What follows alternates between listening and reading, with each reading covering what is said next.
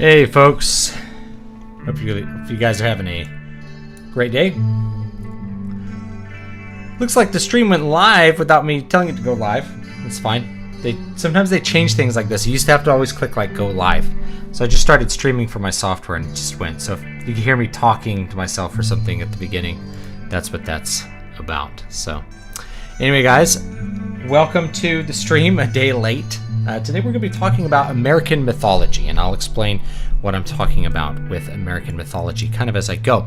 Before I start this little stream and get your opinions on some of the things I'm going to say, let me give a little bit of a preamble and say that nothing here is intended to be offensive toward anyone, particularly if you are Christian, because I'm going to be talking about mythology as a concept and as a form, and so of course I'll be talking about religion as a part of that. So if you get offended by talking about certain scriptural things as mythological, just bear with me, because I'm going to explain exactly what that means and what I mean by that, and I'll be talking about what the American mythology is and what is going on right now as part of a greater strife, which is predominantly a kind of iconoclasm. If it seems like my video is stuttering a little bit on my end, and I'm not really sure why that is. So if my video stutters every now and then, I don't really have a solution for it right now, and I don't have time to fix it. So I apologize for that as well. So mythology. Before I jump into what the American mythology is, as well as what's going on right now, which is a kind of iconoclasm, and this iconoclasm has actually been going on for more than a generation, but people haven't been aware of it because they aren't really operating in the mythological space, and they aren't really thinking about the things that they're being taught maybe in school as being a new mythology or a counter mythology to what has been standard in the United States for a long time. I'm going to focus on America, but these ideas are actually from any culture and can be transplanted to any culture or any place because they're based on history and the function of stories in history. So when I'm talking about mythology, the word myth is often used interchangeably with fiction, and that's not accurate for what myth is. Myth rather is a distillation of events that contains both the events and the meaning behind the events. That is to say, the events are directed towards something that is meaningful for a people or for a religion, for a faith, or for a tribe or something like that.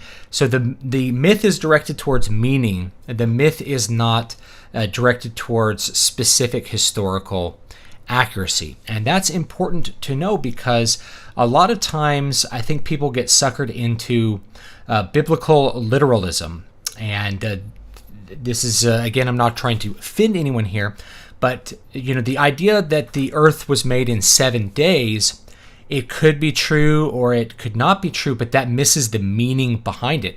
The creation myth in the Bible is a myth. That is, it's directed towards the meaning behind it.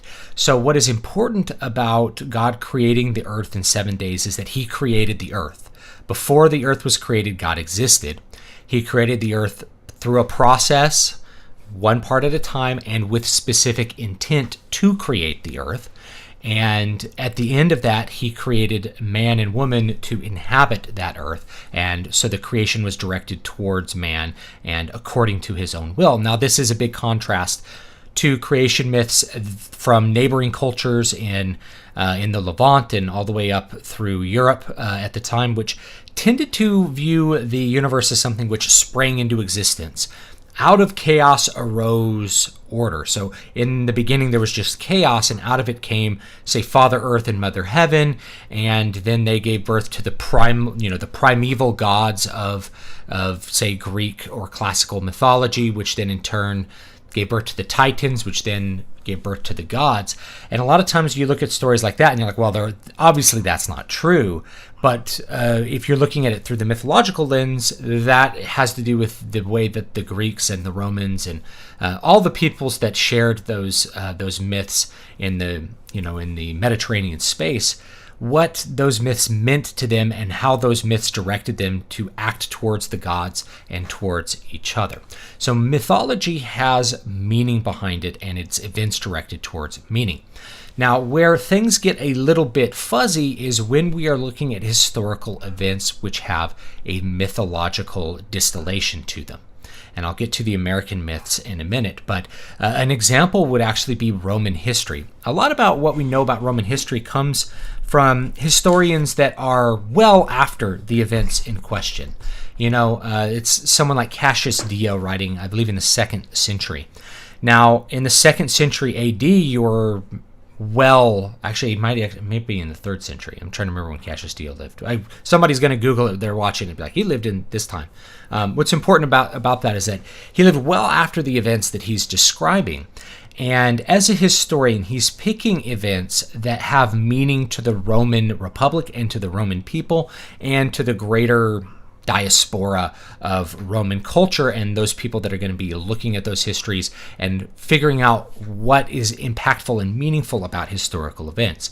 So how Scipio Africanus, Scipio Aemilianus actually is descended as the one who actually destroyed Carthage, but how Scipio Africanus defeated Hannibal, that matters because it has to do with the way that Roman generals were supposed to operate and how they were supposed to dominate their opponents and be superior tacticians, and whether the story of how he beat Hannibal using his cavalry and getting the Numidians on his side, having them join the army and using his tact as a politician in a way to win the battle. It could have happened totally differently, but what matters about the event is that meaning which gets transferred into the greater Roman mind. It's a slightly mythological recording of history. Now, I actually deal with this in the fiction space. So if you've ever read Crown of Sight, which you can actually get for free as part of the Corona-chan collection, which is kind of behind me, this is a fairly short read. It's like 20,000 words-ish, so you could probably clear it, maybe 24,000 words. You could probably clear it in a couple hours, like 2 hours, really easy. In this, there's a mythical artifact called the Crown of Sight, which gives birth to the reality of the imagination. So what you imagine being real becomes real. And one of the characters in this uses the Crown of Sight to create a book, which then makes real the history that he writes in it. So he realizes that his city is going to fall, and he sets about to write the history of his people in this book, which he has conjured up using magic. And whatever he writes in the book not only is the recorded history, but it becomes the literal memory of the people that are surrounding him, that are contributing to that book. There's even a point where he rewrites the relationship between his son and one of his advisors, this mage named Phaedra, and they have this weird moment of dissonance where they are remembering reality, but their memory has been altered and they're aware that something has changed, and so they're remembering their past other than how it actually happened. And that is actually something that we should be aware of whenever we're looking at history, is that we're looking at historical events that are slightly distilled. They're slightly mythological in many cases. The historians are selecting those events which are meaningful to the people at hand, that give meaning to them. And so as a result, they may not be totally truthful in terms of exact event sequence or having everything that actually happened be recorded, but they do represent that which is important for the people and is part of their mindset and how they operate on a daily basis in that culture. And that's really important to know here. So that's the main thing that I want to get across with myth. Now, we have lots of examples from the Bible. We have lots of examples from history. We have lots of examples from everywhere. If we're going to look at, say, the Bible, one of the things you can look at is the book of Judges, for instance. The book of Judges is highly mythological in its approach and its presentation. And what's meaningful about the book of Judges is not that Samson killed 1,000 men with a donkey's jaw, rather that Samson was empowered by God to be a superhuman. And you have this cycle in Judges, and I was just talking to some other creators on Twitter about this. You have, I think Jesse White mentioned this to me. You have this thing where the Israelites turn away from God.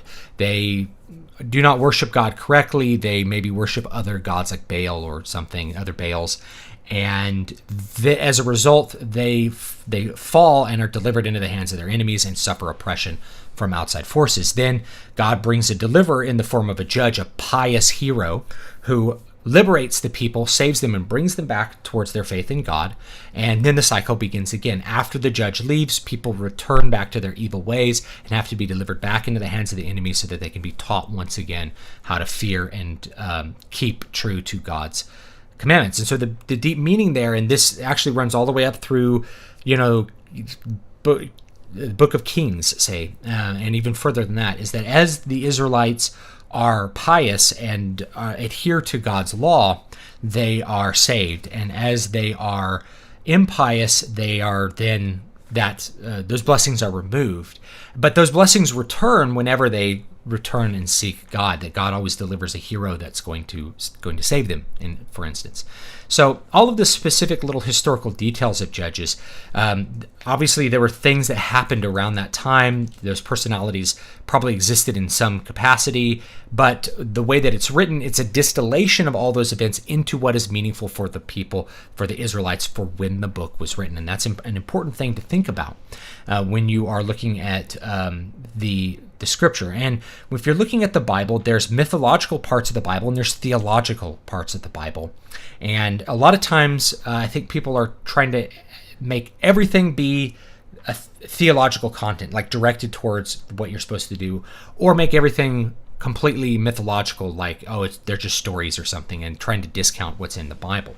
And you can look at this at the division between the Old Testament and the New Testament. The New Testament has the Gospels, which are distilled history. Obviously, you're not going to talk about every single event that Jesus did. You're going to talk about those events which were meaningful and impactful and are directed towards Christ's ministry and his teaching, his message, and the message of salvation and the passion and all that kind of stuff. So all of the Gospels are, even though they are from different perspectives, they're all directed towards the same exact meaning, which is why they're so harmonious with each other, and which is also why certain other books that had been circulating prior to the canonization of the Bible as we know it, like the Gospel of Thomas, were eventually discarded as they were not harmonious with that directed meaning. We're not going to talk about events like, Jesus might have dipped some bread into some olive oil and eaten it one time and complimented the person who gave him the bread and the olive oil on the subtle flavor of the olive oil, that was really good olive oil. Now, if you'd put that in the Bible, what's going to be the tendency? The tendency is going to be to look upon that event as though it has special meaning, because this is the way that we tend to view things. I wonder what Jesus meant by this olive oil tastes good. So I think the church fathers, knowing that, they didn't have any kind of superfluous details on the Bible at all, as they're like, the Bible's just a bunch of stories. It's really not a bunch of stories, because those stories have meaning. But more than that, it's not just a bunch of stories because it's not a bunch of stories. There's epistles. There's direct things for how you should act. There's also things like the book of Leviticus, which is basically books of law. Likewise, people that don't know about religion, let's say they think that, say, Judaism and Christianity... the stream cut out. I'm really sorry for that. I don't know what's going on right now. So I really apologize for that. I don't know what we missed. I'm not sure what we missed in that lecture, and I'm not recording it on my end, so I probably won't be able to recover it. So I'll do a separate video talking about this stuff again.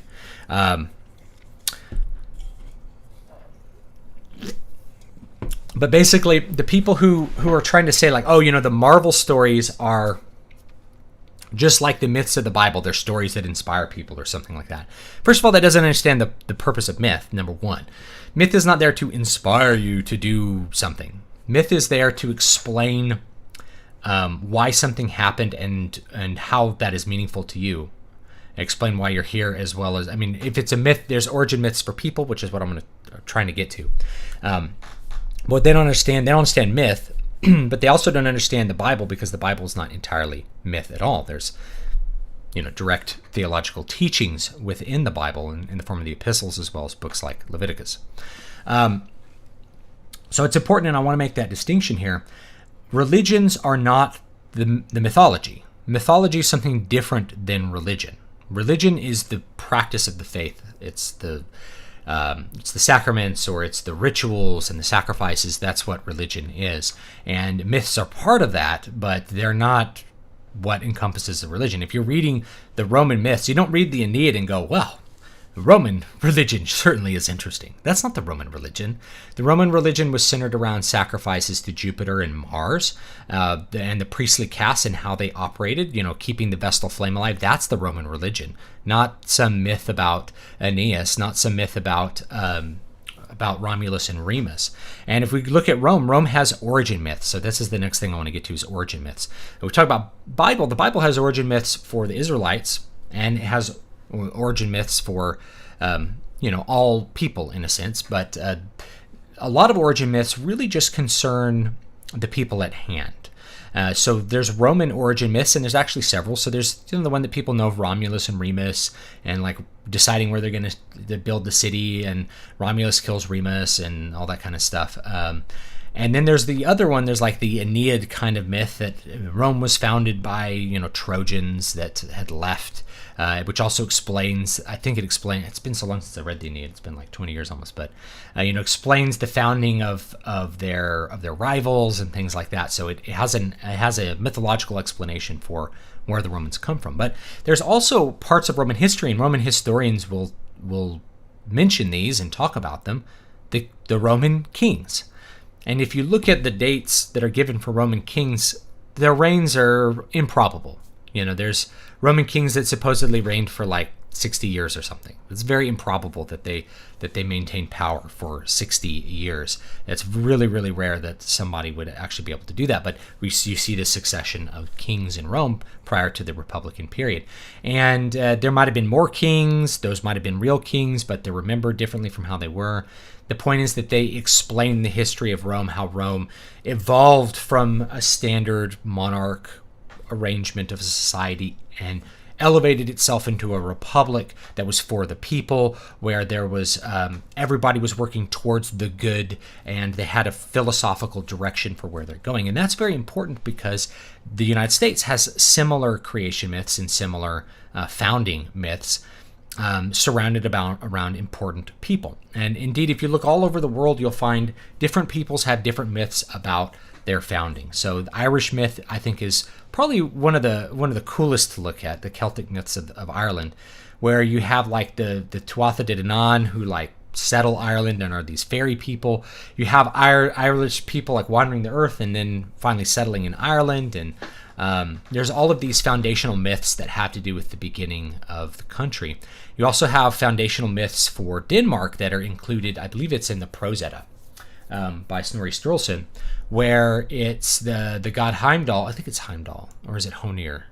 One of the gods basically gives birth to the line of Danish kings in this myth, and comes back to give his son his birthright, but it's incomplete. It might have been actually in the Prose Edda, or in the Poetic Edda. I'm trying to remember, but it starts with basically a foundational myth for their line of kings, that the kings start with the gods. And in Irish mythology, you see this as well. This Cuchulainn, is like basically a godlike ancestor figure, and all that's really important. Those foundational myths.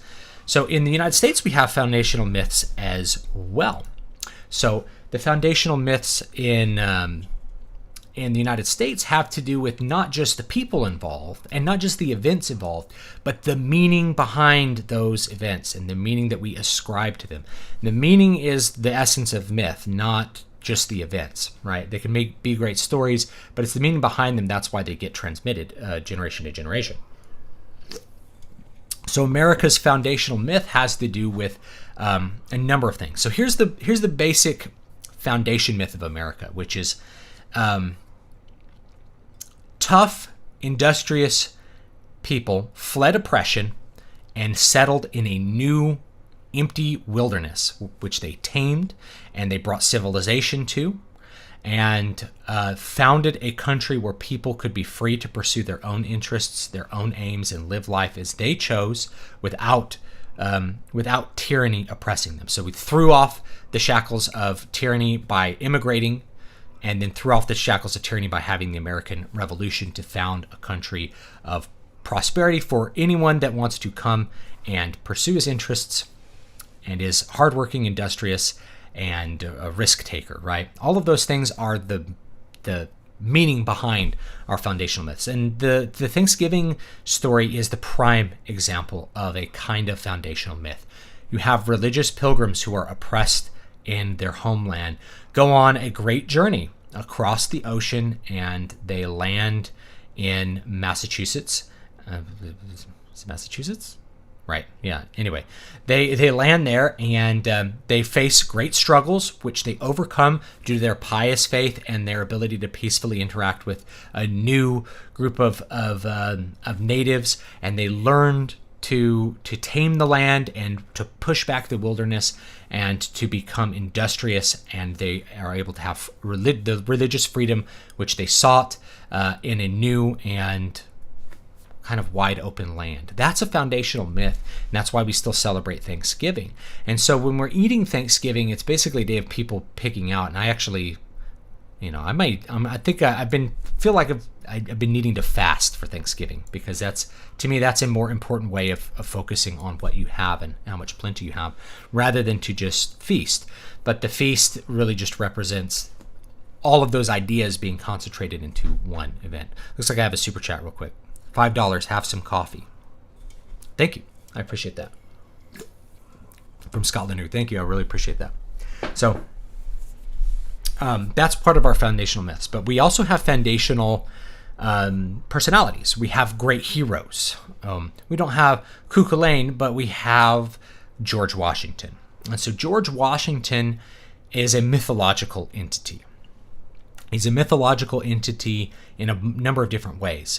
We have a story about him chopping down a cherry tree with a hatchet and confessing to the crime because he can't tell a lie.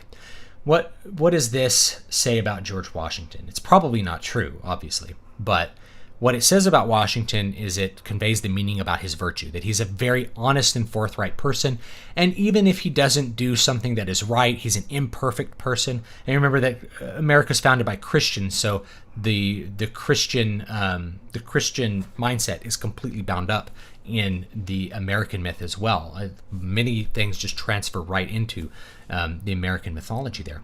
So that George Washington was honest and forthright, and those were his virtues, and he was going to carry those in as the father of the new country. That he struggled as the Continental General, but he managed to beat the British and the overwhelmingly powerful British Empire and to found a new country. He was the first president. He was president of the Constitutional Convention and oversaw the very important documents which would establish this as a land of freedom and opportunity and those sorts of things. And so he becomes a mythological figure. Now, with any person that's actually there, the reality of George Washington is far more complex than that. The realities of the Revolutionary War are more complex than their mythological distillation. But we go to that mythological distillation because it explains where we came from, why we are here, and what we're doing as a country, and what America as a country is about. Just like, where is Rome? Rome is in here. Rome is in your heart. Rome is not just a place. It's a concept beyond the self that you're directed towards. Another super chat. Thank you, Dorian Trussell. I appreciate it. Hey, David, love your channel. Random question. Have you seen James Clavell's Shogun miniseries or read the novel? I've read the novel several times. Do you think it's accurate to the book in History of Japan? So, that's a very complex question. The miniseries, I really don't remember. I think I saw it once, maybe 25 years ago. I don't really remember it, but I remember the book very well. I've read the book several times, and it actually would be on one of my lists, probably one of my, maybe like my 10 favorite books. I think it's a great book. I think it's very well written. Stylistically, it'll throw people for a loop a little bit who are modern readers, because it has this shifting, it has a constantly shifting perspective. You jump into the thoughts of one character and then to the thoughts of another character. And it's very important for the way that he ends up telling the story. Is it accurate to the books in the History of Japan? Well, he specifically changed the names. So the guy who becomes shogun is Toranaga, not Tokugawa Ieyasu. And he's not Tokugawa because it's a fictional book. It's a book of fiction.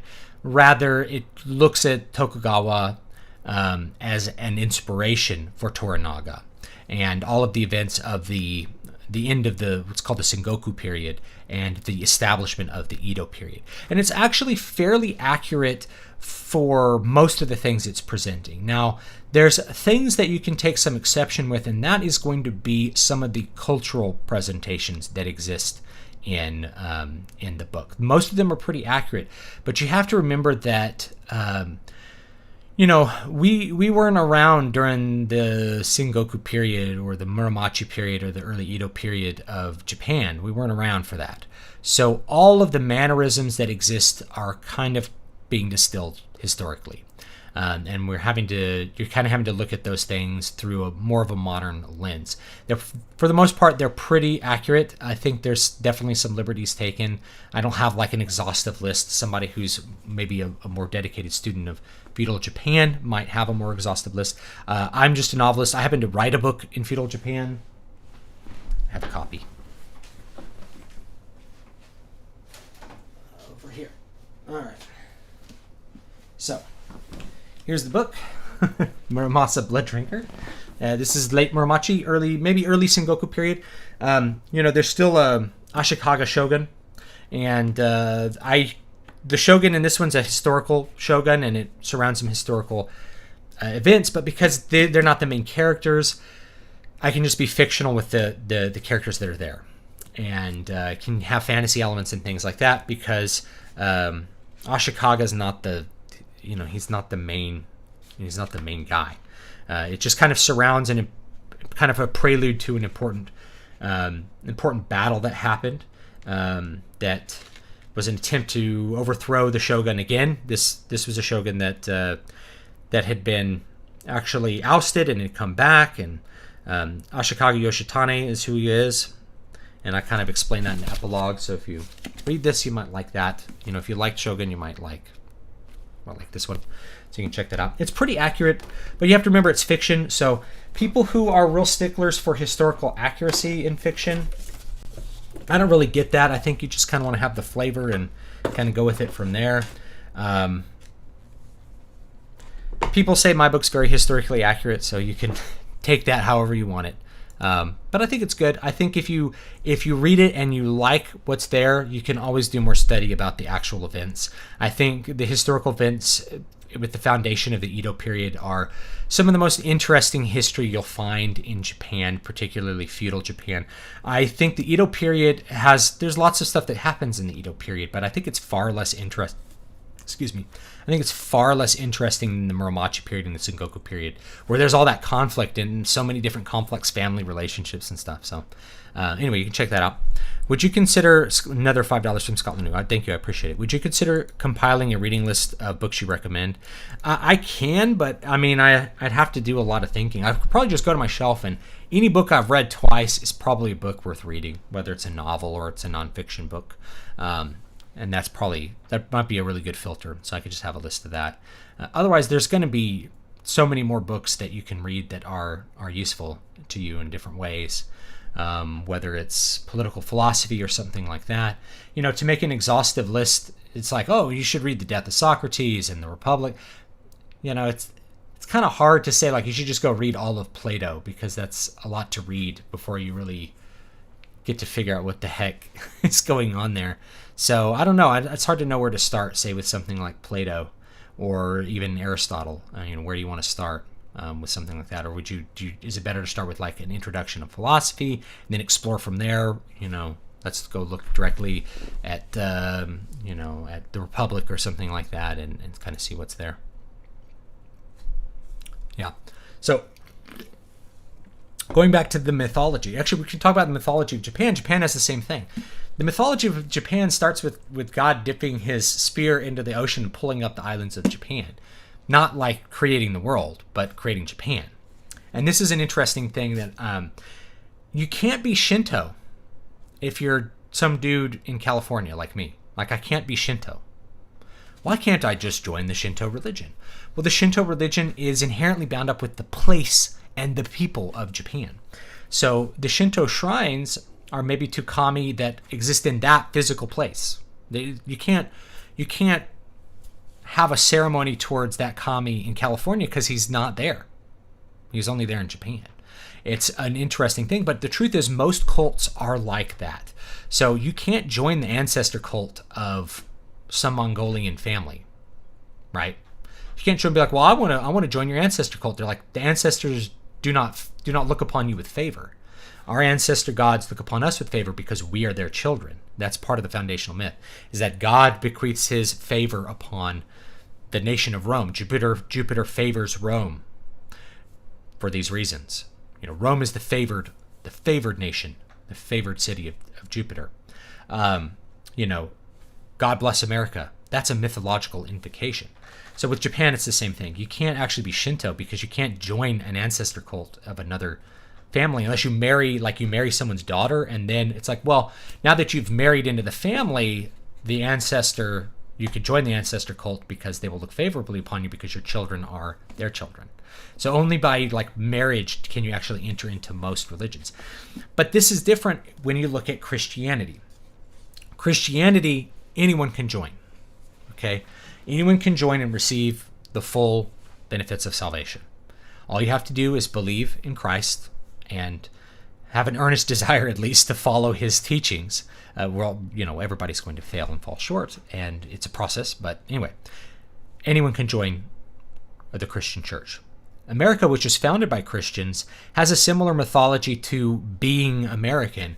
And this is something that's evolved. It didn't really start this way, but it has definitely evolved, which is that anyone can join in the society and be part of America as long as you are subscribing to the myth. You are escaping a land, and this is why you celebrate, the media constantly celebrates, at least the old media did, would constantly celebrate, Fox News just did this, celebrate immigrants who came from a land of oppression, like the Hmong people escaping from Vietnam, coming to the land of opportunity and joining in the American prosperity by using their dedication, their hard work, and their zeal for their own merits and their own desire to be successful. It's essentially a mythological self-will. You can join into the people by subscribing to the mythology. Well, you come from a foreign land that's oppressive. You come to the land of opportunity. You exercise that opportunity by working hard, working extremely hard, and going to the places where you feel like you need to be and where there's opportunity, and pursuing that opportunity and happiness and building a fortune and building a life of your own for you and your children to inherit. And thus, that's how you become America. Now, people talk about magic dirt. It's like, it's not magic dirt. People don't magically transform. No, but the myth is magical. If people come and believe in the myth, then they magically transform into people who are American because they act like Americans. They are subscribing to the mythology that dictates how Americans ought to be. We are a hardworking, industrious people. We civilize and we tame the wild. We destroy our enemies and we expand to find new opportunities. We are technologically advanced. We have freedom of speech and opportunity. We will defend our fellow man, very aggressively. And no country could possibly overcome the spirit and the might of America. If you're subscribing to that myth, in essence, you do become American because you have joined the culture. The problem with the modern immigrant is not so much that he's an immigrant and is different from us, it's that he does not subscribe to the myth. And that's really the problem. This is why quantity of immigration matters a lot more than, quote, illegal immigration. If somebody is coming and subscribing wholly to the myth, they are essentially going to join the culture. But if they're not, then the dirt won't magically transform them into an American. They have to will themselves to do it. And it used to be society would, you're willing yourself to do, you're being like us, bam, you're part of us. You're not being like us, stay away. You can only join us if you be like us. There's like a layer there. You have to subscribe to the myth if you want to join in the American dream. The American dream itself is an American myth. Where are the lines drawn with regards to literal interpretation of myths? Did the ancients intend literal interpretations? Is it dangerous? So that's a good question. I don't know to what degree the ancients intended literal interpretations. Obviously to some degree, because at least as a justification, that's what ended up killing Socrates. Socrates was accused of corrupting the youth and claiming that the sun, for instance, was not a divine being. Well, most of the reasonable people in Greece probably knew the sun itself was a natural physical object, but not a god. And if you're looking at it as a god, if they're referring to it as a god, it's in a way that's mythological. Rather, it's about the meaning of the sun. The sun gives us warmth and life, and that's why you view it in a divine light. Not that like it's Apollo and we can literally worship the sun, or we can pray to the sun or something like that. So the mythology crosses those lines of reality in ways that were probably very subtle and didn't need to be that separate, probably, for the ancients, because the ancients didn't have some kind of naturalistic philosophy where they thought of the sun as a giant burning ball of gas. That wasn't necessary for their understanding of the world. The sun being pulled across the sky by a flaming chariot functioned just fine for them. And it only becomes a problem when you have astronomers looking at things and being like, well, I think the Earth is actually revolving around the sun. And so it's like, but how could the Earth revolve around the sun when Apollo is carrying the carriage? It's like, well, obviously that doesn't matter that much, right? So, the Hmong are from Laos, not from Vietnam. Well, I don't think that's entirely true, because I've met Hmong and they were from Vietnam. But they do encounter, they're from the mountains, mostly of Laos, Cambodia, and Vietnam. But they were horribly oppressed. I mean, the mythology behind them. So, they were horribly oppressed, and so the Americans brought them all here as thank you for helping the Americans in the South Vietnamese. So I grew up with lots of Hmongs, and I got nothing against them. They're fine. They were all good kids, and they had good families, and a lot of them really subscribed hard to this American myth. In fact, my sister went to school with a Hmong kid named United States. That was his name. His name was United States, and they named him United States, not really speaking English, because they were so thankful to have been able to immigrate to America that they named their kid after America. They named him United States. So interesting thing there, right? So anyone that can subscribe to the myth can be part of America. That's part of our important foundational myth. And then we have these great men that created the country. So here's the next part of it, is that you have heroes. So you have George Washington, you have, say, Andrew Jackson, you have Abraham Lincoln, you have Teddy Roosevelt, Thomas Jefferson, or John Adams. You have these people end up on, say, Mount Rushmore and end up on our currency. So those things are icons, and they function in a semi-religious way as icons. You don't use them as part of like some sort of saintly remembrance of an important saint and things he maybe had to say. If you have an icon of a saint, or if you have an icon of Christ himself, you're not using that purely for religious remembrance things or to help you focus on Christ. Rather, it's to remind you of the great men who built the country. In a lot of cases, icons are reminders about things, and you can see iconography of the saints in churches. A lot of times you'll see paintings of a saint, and he's holding an object that represents something about him as a person. So if the saint is holding, a book, like if it's St. Thomas Aquinas, he's maybe holding a book and holding like a set of scales or something. And those are supposed to let you know that that's St. Thomas Aquinas, who was the scholastic and who was a philosopher and a person of reason. And that's what the scales represent, is his logic, And so he's a saint who exercised his mind very powerfully for the theological theological pursuits of the church. And so when you look at that, you're supposed to be reminded of what it meant, what St. Thomas Aquinas meant as part of the entire canon of the church, not some specific thing that he did, or some like a photograph is a specific person in a specific place holding a specific pose, but not so much with icons. Icons are supposed to be something. And I have an icon behind me, right? So what's the icon of Mary and Jesus supposed to be? Is that an actual pose that they had? I know that this is again an abstraction of Our Lady of Perpetual Help, which is actually in the Vatican. So this is like an anime version. People really like it, so I put it up, and I like it too. I think it's pretty. But you have Christ with the halos. The halos again are a representation of his divinity. You have a halo around Mary, around Theotokos, representing her. And she's not a god, but her godliness, her purity, right? That she's immaculate, right, or very pure. Whether or not you believe in the Immaculate Conception, that's a totally different thing. Then you have angels that are surrounding her and basically showing that God has providence over what's happening there. And of course, Christ is looking at and acknowledging the angel, which means that he's seeing into the God realm, so to speak. So all of these things, icons have deep meaning behind them. They're not just pictures. So when we have an icon of George Washington on a $1 bill, that's to remind us of who he was and what he did and what he represents to the American people and American history.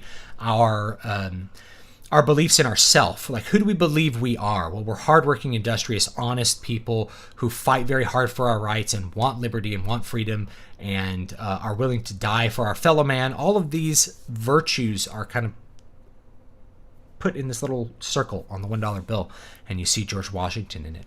Likewise with Lincoln. What are all the things that Lincoln represents? There's all these little folklore things about Lincoln. Lincoln was very honest. He was, someone who believed very strongly in preserving the Union, all these sorts of things. And then you end up Honest Abe, right? And so he represents in a lot of ways the same virtues as Washington. So all of our heroes tend to represent similar virtues. Or you have Teddy Roosevelt, the rugged individualist, the man of kind of true grit, the roughneck who could go out on adventures and conquered a land of wilderness and was even shot while giving a speech and returned to finish the speech saying it takes more than that to kill a bull moose. So that's a mythological representation of Teddy Roosevelt, just in a little frame. I could talk about his specific politics, and if I start talking about him, you'd be like, some of those things are not so kosher these days, but that doesn't matter. What matters is who he was as a person and how he represents the American, the American mode of being. Now, we've been watching a lot of riots in America, and those riots are a kind of iconoclasm. We've been seeing statues be destroyed, not just of Confederate heroes. Now, why do we have Confederate statues? Because there's something about them that represented something that matters to the people of the South, the white people of the South mostly, but represents something important to them, like bravery, standing up for your state, standing up for your fellow man. Those are all virtues that are still preserved in the idea of the Confederacy, and also an independent spirit. So when you tear those down, and they've gone past that, they go, we're going to tear down statues of Ulysses S. Grant, the man who won the Civil War, and in a very literal sense, freed the slaves as a result, right? Why do we tear down Ulysses S. Grant? Well, he owned a slave once, which he set free. The slave was given to him. He was never a believer in slavery. He couldn't stand trying to make another person do work for him, and he set the slave free. And then he proceeded to fight for the North and to actually win the war in order to, preserve the Union. In fact, we have mythological ideas that surround wars too. So let me talk about this iconoclasm thing, and then I'll talk about the mythology of war, because it's actually really important for us to, as a people, to understand who we are and where we're going, any people. So, and I'll get to chat. I know lots of people are sending stuff to me. I just want to get through this little lecture, and then I'll get to lots of the chat after I get that. Okay. So just, you could put if you want to send a message to me at David Stewart, and I will see that and I will respond to it. Okay. So the pulling down of the statues is a kind of iconoclasm, and iconoclasm happens for several different reasons. Now, if you're looking at the Orthodox iconoclasms, or the Byzantine iconoclasms is actually more accurate, because we didn't have this East-West division until till after this happened. I think until the 11th century was when the Great Schism happened. 1052? I'm trying to remember the date. Someone will know off the top of their heads. But there's these several Byzantine iconoclasms. I think there was 2 of them. These are kind of top-down affairs where these are really theological, and the question was not, should we remove these icons and put different icons? It was, we shouldn't have icons, that they're idolatrous. So it was a theological concern. And what came out on the other side was icons, bring the icons back. We want our art back in our church. We want our art back. And so icons have survived in both the East and the West as a result. Now, there's another iconoclasm that happened with the Protestants, and there was iconoclasm that happened in the French Revolution as well. And those, I think, are more... I think the ones that happened in the French Revolution are more to what I'm talking about. This kind of iconoclasm is like when you tear down the temple and put a statue of Augustus there. right? It's to wipe away the mythology that gives a people purpose, meaning, and a sense of self, and replace it with something else. So America, part of our myth is America was built by great men. So if you destroy the greatness of those men, then how could they have built something great? The answer is it can't be great, because there's an attempt to replace the mythology that's there. You're removing the iconography of the people who made the mythology exist in the first place.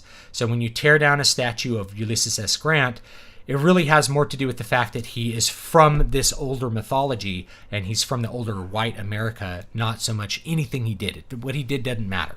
They tore down a statue of Saint Sarah over in San Francisco here, and the next thing happened. We should have torn it down because he was like horrible to Native Americans or something. He was a great missionary. You're trying to erase the California history. That's part of the foundational myth of California, is this system of missions and the Catholic Church spreading all over the state and building these missions to proselytize natives and settlers who were coming to California. That's part of the foundational myth of California. So you're trying to destroy that. Now, it's really easy for a mob to just go destroy a statue, and it's very opportunistic, and that's why they're doing it. They want to remove, and once it's down, then you have to go through the trouble of trying to put it back up. They want to remove these things which remind us of our past. You want to remove those things which remind people of their past, where they came from, and the meaning behind the events of the past and how they identify themselves, so that you can replace it with something else. Now, we have these icons in our wallets called currency. We put presidents on it. This goes way back. Used to put politicians on coins all the time. You'd have the Roman emperor or a king would put out all the things, and so people would know the king and would remember him and things like that. So there's been an attempt to erase that as well. Remember trying to remove Old Hickory, Andrew Jackson, off the $20 bill and replace him with Harriet Tubman. And that little microcosm represents the larger area of what's going on in our American mythology, which is there's an attempt by the left to destroy the myths of America, the mythology which defines the American people, and all people who choose to invest into that myth and become part of the American people. That myth which defines them is trying to be wiped away and replaced with something else. And the question is, what is that something else? Well, Harriet Tubman in that microcosm represents what that something else is, which is that the narrative, the myth, is no longer about hardworking, industrious, self-reliant, brave men and women coming out into the wilderness and taming an empty, wild land. It's about an oppressive and not totalitarian, but an oppressive and evil people, an oppressive and evil society, overcoming that oppression and evil to establish a newer, better way of doing things. And if this sounds familiar to you, it's because it's the exact mythology from every single socialist revolution that has ever happened. So this was the mythological base of the Soviet Revolution, and it was the mythological base of the French Revolution. The French Revolution really is extremely important, and people need to study it more. It was a horrible set of events, absolutely horrific. And anyone who thinks that the French Revolution is a, quote, good thing really needs to read up on history. It was quite terrible for the people who lived in it, and it had bad outcomes. And there was an iconoclasm that happened. What the revolutionaries did during the French Revolution is they went into the Catholic churches and they desecrated them. They destroyed the icons. They tore down the crosses, and they made them temples to reason. They removed the religion, the Catholic religion of the people. They killed Catholic nuns and priests. They did horrible things. Why did they attack the church? Because the church was the moral foundation of the people, and they had to wipe that away so they could replace it with exactly what they said, a temple to reason. It was the triumph of the Enlightenment, not the history of the French people. So that iconoclasm is done in the same way it's being done now. We're going to destroy the men of the past, not because it's wrong to have icons. Lots of religions have this question of what, should we depict the Prophet Muhammad, right? Under what circumstances and in what ways can you depict depict physical people. When are graven images tolerable and when are they absolutely forbidden? These are questions in various schools of Islam. It's not that. It's those things are bad, and we're going to remove them so we can replace them with something that's better. Our myth about overcoming the horrible tyranny of white people, Harriet Tubman is a sinner of that because she was involved in the Underground Railroad. She was part of that. Now, as an American, people should be like, well, that's good. That's a good thing. That's part of the American myth. She was a self-reliant, hardworking person who was throwing off the shackles of tyranny to help her fellow man and doing all of these things which are harmonious with America. But obviously, in the historical context, it's like really easy to just wipe away all that other stuff and just leave it low. We were acting against the horrible, evil, oppressive white government. And so civil rights becomes the main narrative and becomes the main mythology rather than this founding myth that we have where we've tamed the wilderness. $50 super chat from Frank Theodat. Thank you for waiting for me to finish that. I'll come back to that stuff in a minute. Big fan of the channel. Thank you. My writing process has improved since I started watching your content. Just wanted to show my appreciation. I really appreciate that. And anybody else, if you haven't read Keys to Prolific Creativity, here it is. This short book, it's only like 35,000 words. Easy read. I cut out all the fat. I tried to just leave the stuff in there that I thought was important and really distill it down. Stuff in here for composers as well, but definitely for writers to help you establish your routine, establish your process, both at the micro, macro, and even meta level, which means what you do day to day, maybe book to book for your whole career. Establish those processes so you can finish your projects, actually get them completed, get them out to people, finish that album you've been wanting to record, finish the book you've been trying to write. All that stuff is in here. How to produce more art as an artist. That's really what I wrote this to do. And these are all the lessons I've learned. In some cases, the easy way from masters that I felt like paying attention to. Other cases, the hard way through trial and error and my own ignorance, flailing about in my own ignorance until I figured out what actually worked. But I put it all in this book. I think it's $2.99 for the ebook, and I'm really proud of it. And I think a lot of people have really liked it and gotten a lot of use out of it.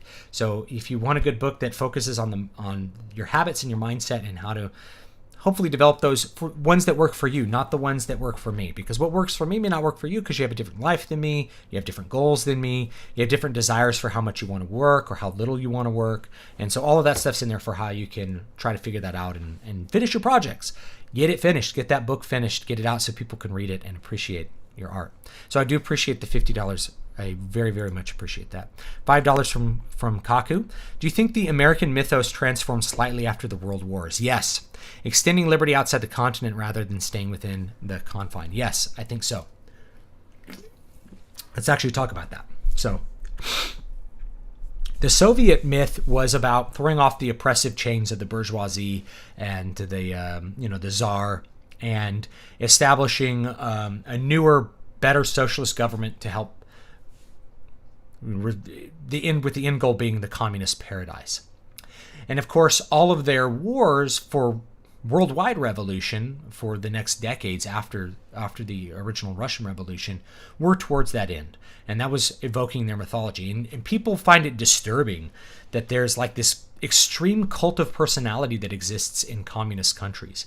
But that's because the founders of communism, Lenin in particular, I think knew this. Certainly Stalin did as well. The mythology is what directs the people's minds towards the outcomes. They really believed very strongly in what Thomas Sowell called the unconstrained vision, which is the belief that you can remake a man into whatever you want him to be. Now, I don't believe that. I believe myths are important, but I don't think you can just make people into whatever you want. But they used mythology very strongly as an indoctrination tool to get people to believe in the messages of the revolution. You know, you have to believe in the revolution. It's for the common man. It's for the common good. It eliminates the evil bourgeoisie. You have an evil group of capitalist, robber barons that are oppressing the people, and we're going to throw off the shackles of oppression and form a new, equal, egalitarian society that's for the common man, that's for the proletariat. That's the mythology. And we have a great leader that did it. We have Lenin, and he was, he perfected the philosophy of Marx to make Marxist Leninism. And he led the revolution, and he left this to his successor Stalin, and Stalin, Stalin won World War II and did all these other things with the force of his leadership. In Stalingrad, saved Stalingrad and brought it back to Russia, or brought it back to the mother country and stuff like that. They have the same thing in North Korea. They have to take classes in the leaders of their country. Now, we do too. We have American history, but it's not mythological in the same way that it is there. Their history is directed very specifically towards the mythological outcome. You believe in the great leader, which was Kim Il-sung in North Korea. The great leader, and then you have they have different titles. So Kim Il-sung was like the great leader. Kim Jong-il was the beloved leader, I think. And I don't remember what they're calling. Who's the new guy? Not Kim. Kim Jong-il's son. Kim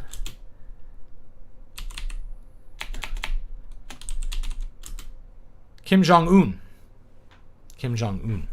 So Kim Jong-un, they'll have another title for him. I don't know what his title is, but Kim Jong-il was like the beloved leader, right? So Kim Il-sung was the great leader who created the revolution, and Kim Jong-il is the beloved leader who the people love and did all of these great things to preserve North Korea. So they really focus their history towards the belief in the state. And there's a cult of the state that's just baked into any kind of teaching of history. There is no history. There's only the mythology of the state inside of socialist countries. And the people are very disturbed by that. But we have our own way that we do mythology in every country, not just the United States. Could be Germany or Ireland or anywhere else. And it's one of these things why, if we think about the mythology of war, because this is the next thing I want to get to, because this addresses Kaku's question a little bit. The mythology of war is always the explanation of how we were right and the bad guys were wrong. And it always usually happens after the fact, because the reality is war happens. We didn't fight World War II because Nazis bad, us good.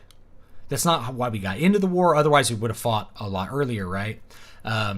That's not why the war happened. That's not how exactly we got in the war.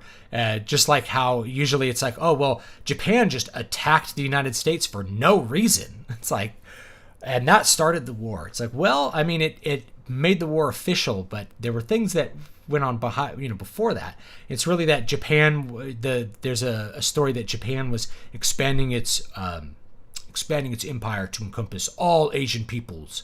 There's this fascist myth that we tell about Nazis, and it's partially true, right? But it's really that it's directed towards the meaning there. Nazis wanted to conquer all white people and they thought they were the master race of all of the Europeans and the white people, and we had to fight the Nazi empire and destroy it because they were bad and they were murdering millions of people and they were evil. And it's gotten more severe, actually, generation after generation. It's not just that the Nazis were wrong, that they were against us. If you want a distillation of the reality of most wars, it's that side opposed our state in some way. So we had to fight a war with them. They were against us. We don't really need to think more than that to just know why that happened. It happened because they were opposing us and they were opposing the state. And so you fight a war to figure out who's going to have their will enacted. That's how war works. But the realities of war are super complex, especially World War I and World War II, where there's so many different things going on, and so many different things going on within the territory of the Nazis. Every generation, the Nazis have become more mythologically evil. And I'm not saying the Nazis were good or something like that. Don't mistake me. But they've taken on a mythological significance. They were not just totalitarian fascists. They were evil book-burning totalitarian fascists, where every single one of them hated the Jews and wanted to wipe all Jews off the face of the earth, and were systematic, and it gets worse. And it's to the point where, like, people talk about jokes where people mistake how many people died in the Holocaust. And they're like, what about the 30 million Jews that died in the Holocaust? It's like, what? It just, like, the number starts to grow because the mythological significance of Adolf Hitler as a sort of satanic, he's like, he's like Hannibal on steroids. He's the ultra villain. He's a super villain as we view him. So it's really about the mythology is about we fought against the Nazis because they were evil and we were good, and we were doing a good thing by fighting the war against the evil other side. And we won that war because we are good. That's the mythology of war, and every war tends to have some sort of narrative that underpins that tells the story of why we fought and why we were right and why we did it and how the outcomes were good and maybe how the gods blessed us if we're going far back into antiquity, or how God blessed us when we went into the battle. All of these things are mythological. So now Nazis are like a meme. They're like the villain of everything. I think they were the villain of a Hellboy movie. You play Wolfenstein 3D. It's just a Nazi murder simulator. You're just rolling around killing Nazis. So the growth of the wickedness of the German people in World War II seems to grow generation after generation. That makes total sense. We're getting further away from the historical reality of World War II, and so things become more mythological. It's not a hard line. There's not this line where this is exact history, this is mythological interpretation of history. It's more just, it slowly becomes a more mythological distillation of what's going on. It just becomes the meaning behind it. The Nazis who wanted to, viewed themselves as a superior race and wanted to wipe out all these others. It just makes sense for us to quickly figure out what the war is about. Like if you have a 5-year-old ask, like, why did we fight World War II? You're probably going to say something like that. Well, you're not going to launch into a 3-hour lecture about the terrible state of the Weimar Republic and how Hitler and the Nazis and the fascists offered relief from the horrible treaty that had been imposed upon Germany at the end of World War I, and the terrible degradation of their currency, the stagnation of their economy, and the total loss of morale of the German people, and how there were communists in the street creating lawless chaos, and the Nazis went out and stopped them, and that made some of the people like them. You're not going to go into a 3-hour lecture about how that set up Hitler's rise to power, and then Hitler took that power and there were bad things, did these bad things with it, and that's not going to make sense to a 5-year-old. You'd be like, well, the Nazis, these people came to power in Germany called the Nazis, and Hitler was the leader of them, and he was really evil. And as time went on, they came to become, much more hateful towards other people. They wanted to conquer other countries. They wanted to kill lots of people that weren't like them. And then we fought a war with them and won. Oh, okay, Daddy. That's what that's about. It's funny because one of my son's favorite bands is Sabaton, right? So Sabaton writes these records that are purely historical. So I actually have these long conversations with my 4-year-old son because he keeps asking, tell me about the Great War. Did anyone we were related to fight in the Great War? Yeah, well, okay, in World War I, your great-grandfather fought in World War. Oh, here's his flask. I have stuff that belonged to my great-grandfather. Here's his knife that he carried. Here's the stuff that he fought in the war with, Oh, well, what did he do? Well, he did these things. Why did they fight the war? I'm like, okay, well, a bunch of countries were doing this, and then there was an assassination, and lots of people, one country declared war on another, and then they all, you just go through the whole list, and he's like, wow, he will sit there and like eat that kind of stuff up. But for the most part, you're going to go towards a more mythological explanation of war. So one of the things that is happening,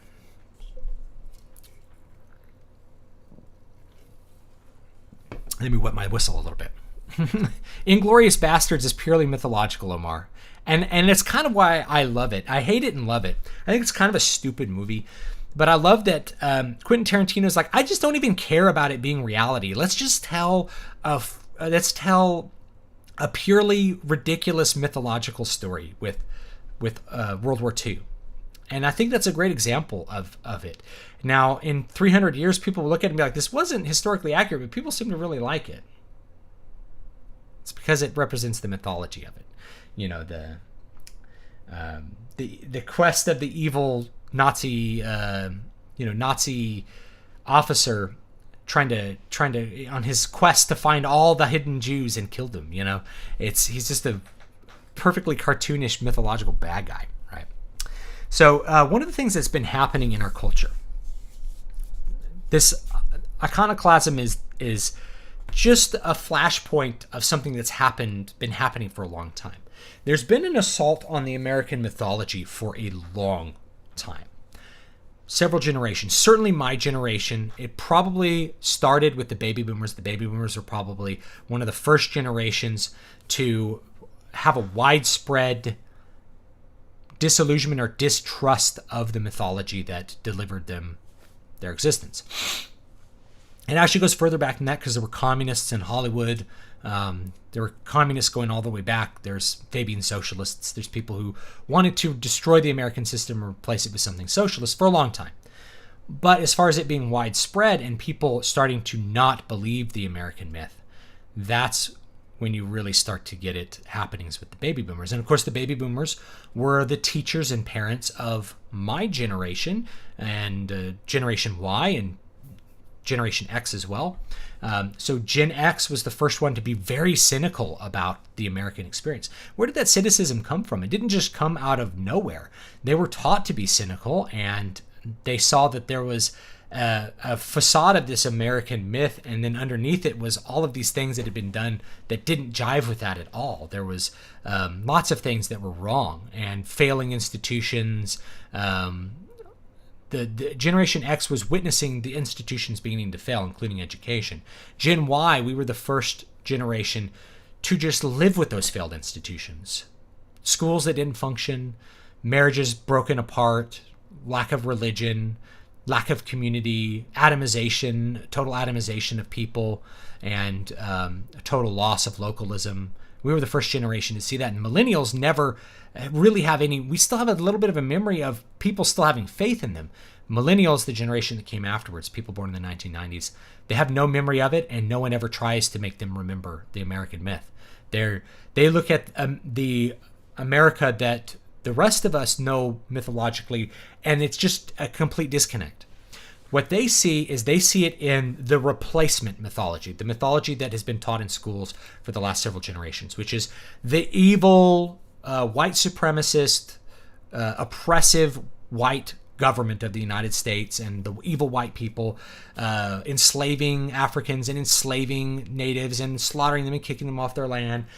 These people are evil and oppressive, and we are doing the good thing of civil rights, of destroying those evil white oppressors and giving power to more people and having things be more democratic. You notice how often socialists refer to democracy. It's because it's an appeal to equality in a sense, even though there is no actual democracy in a one-party system. That doesn't make any sense. But that's what they refer to because it is part of it's a mythological democracy. It's democracy in concept, not in form at all. Metro 2033 had Nazis, commies, and mutants to defend against. I think that's a simulation that doesn't get enough credit, not conforming to lesser evils. I think Metro 2033 is a really cool game. I agree, and that's a pretty unique one as well. I have both of them. I think I have both of them in my Steam library. So yeah, Metro 23 is a cool one. Unfortunately, I think THQ, I think it was THQ Nordic, the studio that made it, got folded a couple years back because their cool original games didn't really make big splashes, unfortunately.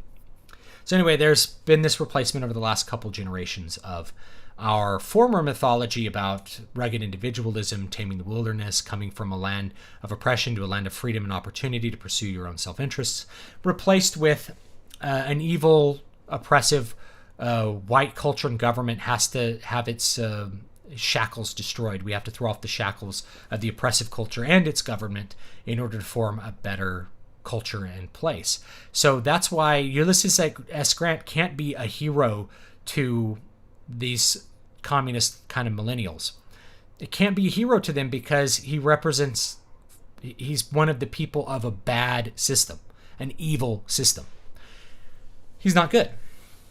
So if he's not good, then obviously the system that he made isn't good, and vice versa. If the system isn't good, then none of the men who made it could be good either. They have to be very evil. And so we should destroy their icons and replace them with new icons. Just like we want to tear down all these statues and replace them with statues of people that fit the social justice narrative. So the social justice narrative is the narrative that wants to replace the old mythology. It is mythological because you have this belief in original sin. There's a whole death cult religion associated with it. They constantly evoke their own selves for things that are obsessed with death, the death of our old culture, the death of our way of living, and our morals, our mores, our way of life, and our belief in ourselves and why we are right. That has to be wiped away so that those things can be replaced by social justice. It's been happening in schools. I grew up with like very, very strong America bad. And I remember learning in the 4th grade about how evil the Spanish missionaries were when they built their missions, and how they were so evil with what they did with the making the Native Americans convert to Christianity and stuff like that. And then I grew up and read actual history, and it's totally different. It's nothing like what they told me. But this was in like the official state approved textbook. So by putting that in the textbook, what ends up happening is history teachers, or just teachers in general, they don't really go with any kind of subtle interpretation of history. Rather, what they do is they go with the mythological one because that's more compelling to people and it explains things better. And so we have several generations of kids that have grown up thinking America's bad and it's a bad system and should be wiped away and replaced by something else that serves the proletariat. It's basically the social justice narrative, or the communist mythology. And so that's what we really have to be wary of. And I realize that many people on the right are talking in kind of purely materialistic, practical terms. And they aren't aware that the people on the left are talking in mythological terms. It's like, we spend a bunch of time counteracting the facts of what they said. The facts don't matter. Fake news is fake news because the facts don't matter. In fact, they avoid the facts and they go straight to the meaning that they want people to glean from whatever they're saying. So the left talks in mythological terms and the right tends to be practical. The thing is their mythology is weak and like a house built on sand. There's nothing to it. It doesn't hold up to scrutiny. So what you have to do is you have to take your fight to the spiritual realm right away.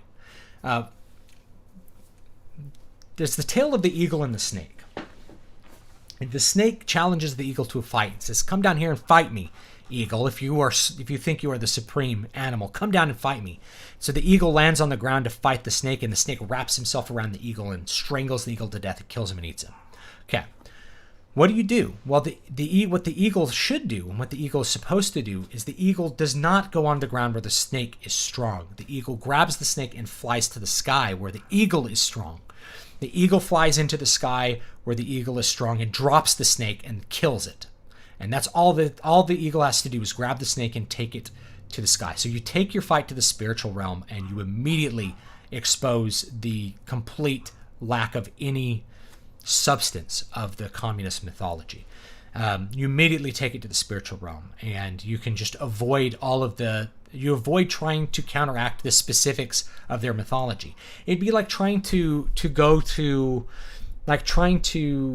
use some very specific historical document to disprove some little part of the Quran to a Muslim. That's not what the Quran's about, and he knows that. So he's not going to respond to that at all. Rather, and you remember you're fighting most of your fights for third parties who happen to be viewing. So you take it to the spiritual realm, you go immediately to the church and its teachings, you go immediately to the American mythology and its teachings, and you completely bypass trying to deal with the practicalities of how socialism doesn't work. Fact is, they don't really care if socialism doesn't work or not. They have a religious belief in it. So they have a religious belief in socialism. You have to counter with a stronger, more real religious belief. The religious belief of the Christian faith that founded this country. And that's my opinion. Okay. So anyway, let's take a look at some of the chat and we'll go from there. I really do appreciate everybody sticking around for this very long little lecture. A lot of things have been on my mind lately. I've written a little bit about them on my blog, Devious Press. But that's the really long version. And let me also say there's a number of folk tales that express American virtues as well. There's like Johnny Appleseed, who in real life was kind of a crazy, believed some really crazy religious things. But, you know, he traveled the country alone, planting apple seeds for the betterment of others. You have John Henry, a steel-driving man who is so incredibly hardworking and industrious, a machine can't keep up with him. That really embodies the American spirit. And it's no accident that he's African American, because part of the American myth is that anybody can participate in it if you believe in the myth. So he was hardworking and industrious to the point where, and so believed so strongly in his own self that he won the contest, even though it cost him his life. He would not back down from a contest of strength. You know, that's kind of Paul Bunyan chopping down trees, taming the West, Pecos Bill, like these weird little folk tales. Those things actually are a big part of the American mythological experience, the more expanded one. The church, just to kind of think of a couple things I missed along the way, the church has more mythological things besides just the scriptures, right? There's the lives of the saints. I mentioned, like, you know, you have saints that their icon kind of wraps up what they're about. You can have a tale of like St. George and the dragon. Now, did St. George actually fight a dragon? Maybe. I mean, it's possible that he fought like a dinosaur or something. I don't know. But it's really more about encapsulating who St. George was and what he means to believers, that he's a warrior of faith and that he gets his strength from God. And so he's a saint that is often evoked for intercession, dealing with war and battle and spiritual warfare as well. Likewise, St. Anthony, who, you know, this is on the back of Eyes in the Walls, my last horror book. This is called The Temptations of St. Anthony. This is by Hieronymus Bosch, I believe. And St. Anthony is a spiritual warrior. He's constantly tormented by demons as a way for God to test him and purify him for his next tasks. So people evoke St. Anthony when they are having to deal with spiritual warfare. It's what he represents, you know, not some very specific event he did, like, you know, what exact years did he live in this part of Egypt or something, right?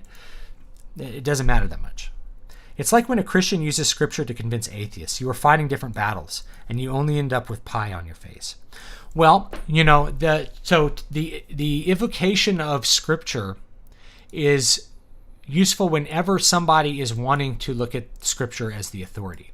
So if somebody's like, I deny the authority of the scripture, why are you going to bother to evoke that? What you should instead do is take it to still take it to the spiritual realm, but you can use the scriptures to rebuke exactly what he's saying, right? And there's going to be a lot of truth in that. And remember, it's not always about convincing him, but convincing the third party. So you can evoke the scriptures against atheists. And in fact, they often work. They often work pretty well, but maybe not for the person you're doing it against, because that person has hardened their heart. They're not going to be convinced by scripture because they think it's all a lie, or they want to believe that it's all a lie. And so for third parties that are maybe trying to be convinced by the atheist thing, you just go straight there. Now, the other thing is, this is just a broader thing.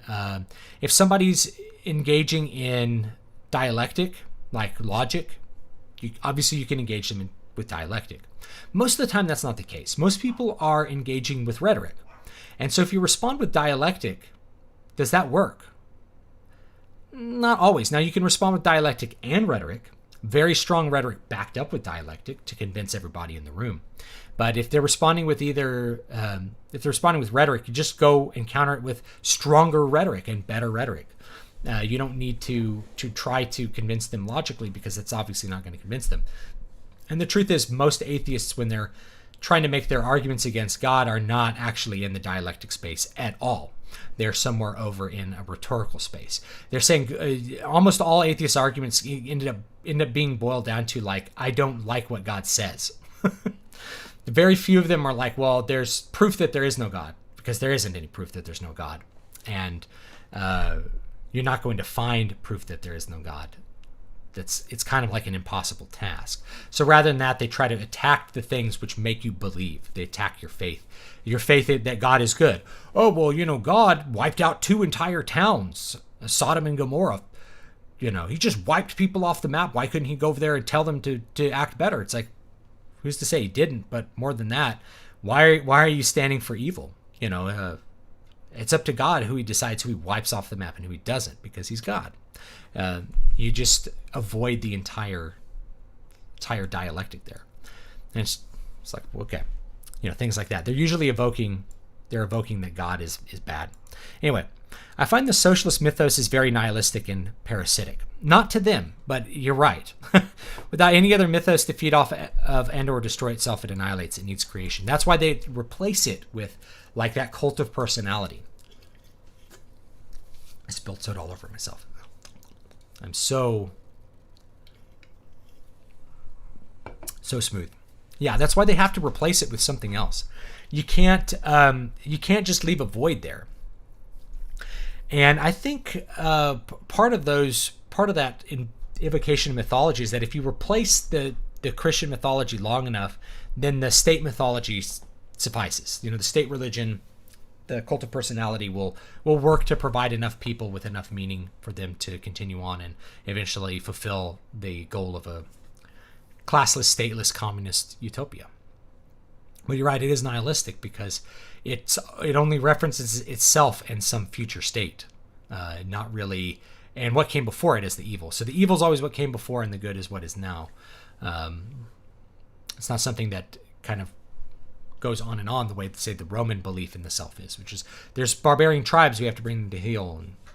And Rome, we're going to go off to war and conquest for the might of Rome and the glory of Rome, and we'll bring back our spoils. Thank you, Jupiter. All right. Do you think we will see Europeans who migrated to America start returning to Europe if things get bad for them? It depends how bad things get in Europe. Europe is not doing that much better than America. I mean, America is doing better than Europe in a lot of ways. So depends how. If Europe gets way better and all their immigrants leave, then yeah, maybe European immigrants can come home. The only place that I could see that happening is the Europeans in South Africa, because South Africa is getting so bad that I know there's many Europeans or people of European descent, I should say, Afrikaners, Boers, they want to go home. They're like, let's go back to Europe, let's go to Australia or the United States. Let's go somewhere else, not South Africa. It's abandoned ship. So unless a country gets as bad as South Africa, you're not going to be seeing the white population being very motivated to abandon ship, because if you leave your country, you're basically leaving everything. And so if you're like me and you have a bunch of stuff, man, I got a lot of stuff. How am I going to take all this stuff to Japan? I can't. I have to take a major loss. That's just if I go by myself. How am I going to bring my whole family to another land? If we wanted to go back to England, I'd lose so much value. And right now I can actually recover a lot of value, right? I could sell my house. I have to pay, if I abandon ship out of the US, I have to pay a tax to leave. I have to give the government like some huge percentage of everything I own. Yeah, Bradford says the Boers have to flee South Africa. They're going to be genocided. Exactly. And the truth is that the people who are going to genocide them genocided the other Africans that were there before them. There's a lot of Zulu, and the original native peoples of South Africa have been highly displaced. A lot of people don't realize that a large portion of the black population of South Africa are either immigrants or very close descendants of immigrants from other African countries. Little known, because people don't think of it in the United States in those terms. They don't think of black immigration being a thing. They're like, well, they lived there. It's like, no, a lot of them weren't from there. They moved to South Africa for work and things like that because it was a better country than, Namibia or wherever they happened to be, whatever country they were trying to get down from. South Africa equals biblical Egypt. Woo. So yeah, unless it gets like South Africa, I don't see that. Or unless Europe gets really good and it gets really bad here somehow, then I could see that happening. But that's going to be something that people let happen. You know, they're gonna have to let it get that bad. The reality is that the blacks did not like rise up and take political power from the whites in South Africa. The whites mostly just capitulated and gave them political power, and now they're suffering as a result of that. You know, really unfortunate tale, because everybody wants the good social justice outcome, which is everybody lives in peace and harmony. But the reality is that any mythology doesn't stop at the conclusion. It can't stop at, okay, everybody has political parity now. Everybody's happy. And we haven't stopped it here. It's like we gave everybody under the sun has the right to vote in the United States. We've had affirmative action. We got rid of all the Jim Crow laws decades ago. We're still seeing this stuff because the social justice religion doesn't stop, okay? The death cult doesn't stop. It keeps on marching along, wanting to scoop up more people. Would America ever get so bad? Yes. If you abandon ship, where could you even go? That's what Nigger Man says. I don't know where you could go. You know, if I were a young man without a family and I was looking to abandon ship, I would look at those cultures which have survived autonomously for a very long time. I might be looking at Japan or something. Japan has its own problems, obviously. Every country's going to have them. But you look at those ones which are probably not going to suffer large civil collapse in the future. And so an ethnically unified country where even if you're a tiny minority, you'll probably still be okay. I think there's a number of European countries that are still like that. I mean, Italy definitely has problems, but it's very ethnically unified. And, you know, if there's big problems in Europe, I don't see Italy suddenly like losing its identity of Italy, right? Or Greece for that matter. And Greece has its own big problems that it's had over the last couple of decades. I'm not saying you should immigrate to either one of those, but I look at those countries and they've remained who they've had an identity for a long time that hasn't really been replaced at all. So I don't know. I don't know where you go. You know, I don't see any white-led or formerly white-led country being like a bastion of hope anywhere on Earth. America's still kind of the best shot as far as things go. You know, you go to Canada, you're just looking at America offset by 25 years. If you think there's a way to ensure... Oh, wait, I missed the super chat. Sorry. Joseph Feely, thank you for the super chat. The left demands a secular mythos fueled by revisionist history. It is possible to thrive on a non-spiritual mythos. Is it possible to thrive on a non-spiritual mythos that excludes the transcendent? I don't think you can for very long. I mean, because it's been tried. And so we look at history, temples of reason, and this Enlightenment mythos of the French Revolution. This stuff didn't stick, and it didn't provide what the revolutionaries wanted to provide. Likewise, you know, the Christian faith is growing in places like Russia after decades of oppression by communist governments. That hardens people in their faith. I don't think that worked in the USSR. I don't know how well it works in China. Now, China might be the exception here. But China wasn't replacing a really strong theistic religion like Christianity, where people's faith is like deep and absolute. And people, you know, where people would rather die than ever renounce Christianity. You know, they're not, and honestly, it'll be the same thing with Muslims. Like trying to take a Muslim country and turn it into communism. I don't think you're going to beat it out of them. They're going to be pretty strong in what they believe, and we have 1,300 years of history that proves that. But in China, their religions were more complex and also more secularized for a long time because they had such a long history of like an academic history. You have things like Confucianism, which to a Westerner doesn't even really resemble a religion. Or you have things like Buddhism, which by its own design kind of freely interacts with other religious beliefs. So, erasing religion from communist China wasn't that big of a task because religions were not as they weren't as strong, and they didn't exist in the same way as they did in the West. I think it'd be much harder to do something like that in any Western country. But in communist China, it's a little bit different story. And it's not really, it's a non-spiritual mythos, but there's still some religion in China.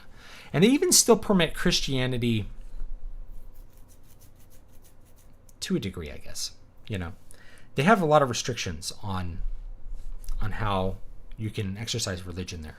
But they allow a certain amount of it, and so they may have a knowledge that like people need a religion, and we have our secular myths that we teach to all the people, and it's kind of like the cult of the emperor that the Romans knew. It's like you subscribe to the cult of the emperor, and you can have whatever religion you want. Everybody can have their own religion. They were kind of federalists in that way, as long as you subscribe to the cult of the emperor. And if you don't, then there's a problem. And that was the problem with constant problem called the Jews that the Romans had, was the Hebrews. These people that believed in this ancient Judean faith. It's cool that it's like we like that it's an ancient religion. Why won't they let us put a statue of Augustus over there in that temple? It's like they would rather rebel and die to a man than allow you to put Augustus's statue in the temple. That's that kind of religious fervor is very hard to replace and overcome. But if you have less religious fervor, I think it's not as hard. To have a mythos be completely secular, and now, here's the thing. Actually, I'm gonna rethink my answers here, because if it excludes the transcendent, it's not really mythological. So part of the belief of the socialist mythos is that the great man, Lenin or Stalin or whoever, the great man transcended the shackles of reality and established something great. That's why there's a focus on it. It really is an attempt to create a secular transcendence, but it's a transcendence really to nothing. It's a transcendence to an idea. Let's all, and I actually, I hate this when I read it or when I see it. It's been a thing in Dungeons and Dragons. So I'm going off on a tangent. Talk about Dungeons and Dragons for a minute, Joseph. In D&D, they kind of started this thing where there used to be all these deities, right? It was very much, original D&D was very much taking its cues from, say, Robert E. Howard. Variety of deities that are associated with different people and different ways of thinking. It gets replaced by paladins who are dedicated to their principles. They worship their principles. It's an atheistic view of religion that makes no sense in like a medievalist or fantasy setting at all. So you get this if you've read any of the R.A. Salvatore books with like Drizzt, like this drow dark elf, is that he has this firm belief in his principles, and only later adopts this god called Maliki because she aligns with his principles, and he's willing to die for his principles. That really annoys me, because it's not transcendent. Why would you die for principles why would you ever die for principles? Unless those principles create something important for those that you leave behind. So if you die to preserve your culture, that is one thing. I'm going to fight this battle. If I die, I will, and we're successful. I'm going to risk my life. If we're successful, it preserves my family, my extended family, and they can continue what I'm doing. Okay. Different than like Drizzt has no family, and his death really wouldn't mean anything. It'd have no impact on anyone. Well, I'm still willing to die for my principles. Like, weird, right?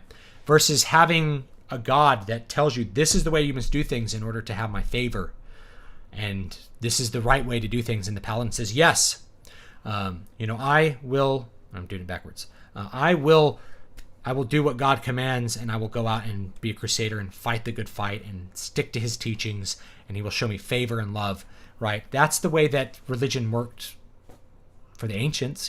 You sacrifice to Jupiter and he shows you favor in battle. You sacrifice to Mars. Not so much with this newer D&D stuff. So they do have this thing where like the paladins don't really believe in God. It's complete nonsense. It's absolutely silly. At least in World of Warcraft, they believed in the light, which was like a god concept. Can I ask how long it took you to grow your hair? All right. Yeah. So, when was the last time I cut it?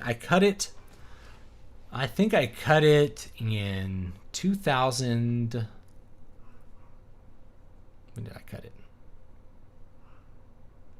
I think I cut it in 2014 last time. Was I cut it? So I haven't cut it. No, 2016. I think I haven't cut it in 4 years, but it was already long. It was like, I cut it maybe that short. So my hair doesn't grow that fast. So this is like, I haven't really cut it in about 4 years, I think. No, yeah, I cut it all off again in 2016, I think, 2017, somewhere around there. I cut most of it off. So I've had it cut a couple times. It takes a while to grow. It takes a couple years. Depends on how fast your hair grows. So women's hair grows faster on top of their head. My hair doesn't grow as fast as it used to. It grew really fast as a young man. I used to have to get my hair cut like every month.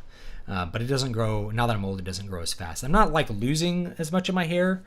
I've always had a big forehead, but I'm not really like losing hair, which is great. But it just doesn't grow quite as fast as it used to. My beard grows so fast now, though. Like if I take a couple days off without trimming the beard, it's just like a bush. It just like grows like crazy now, and then it grows like it's expanding all over my face. It grows like up to my eyes now, so I gotta like shave. I gotta shave it into a beard. So I gotta like shave it here and like shave it here, and then it's like then I look good, look young. Weird things. This lack of myth you're describing is exactly why I don't like modern fantasy. It feels empty and lacks wonder. It's exactly it. And the funny thing is that it's like Tolkien avoided having strong religions in his work, and I think it's kind of a weird thing where people have they started kind of copying that because they thought it was okay, but it ends up being a complete myth-free experience. It ends up being really hollow. I agree, JD. Aesthetically speaking, what are your thoughts on Gina Carano and Colleen Foch, the latter being the model for Abby in The Last of Us 2? So Colleen Foch, I'm gonna Google her real quick. Actually, let me Google Gina Carano because I don't really know who you're talking about. So I'm guessing these are like muscle girls. So Gina Carano really doesn't have a bad body to me. She was in The Mandalorian. She has what I would consider a natural athletic body. It's not like the most curvaceous, sexy body ever, but it's not bad looking. She has a good looking body. I don't have any problem with that. It's actually a very natural, athletic female body. And I think if you were looking at, what does a natural female athlete look like? I think it looks like her. However, who's the other person you mentioned? Oh, Colleen Foch. Yes. Colleen Foch to me is not natty. So if we're doing natty or not game, I'm saying Gina, natty. She looks natty. She still looks like she has 20% body fat. I look at Colleen Foch. That ain't natty, dude. That is a steroid body. This girl, there's no way this girl is not on some serious gear for a female. So when people are like, yeah, female, she's an elite female athlete, I'm like, this girl's enhanced. And there's a couple things that, and I'll pull it up. Let's take a look at some pictures, guys. Aesthetics, daily aesthetics. Let's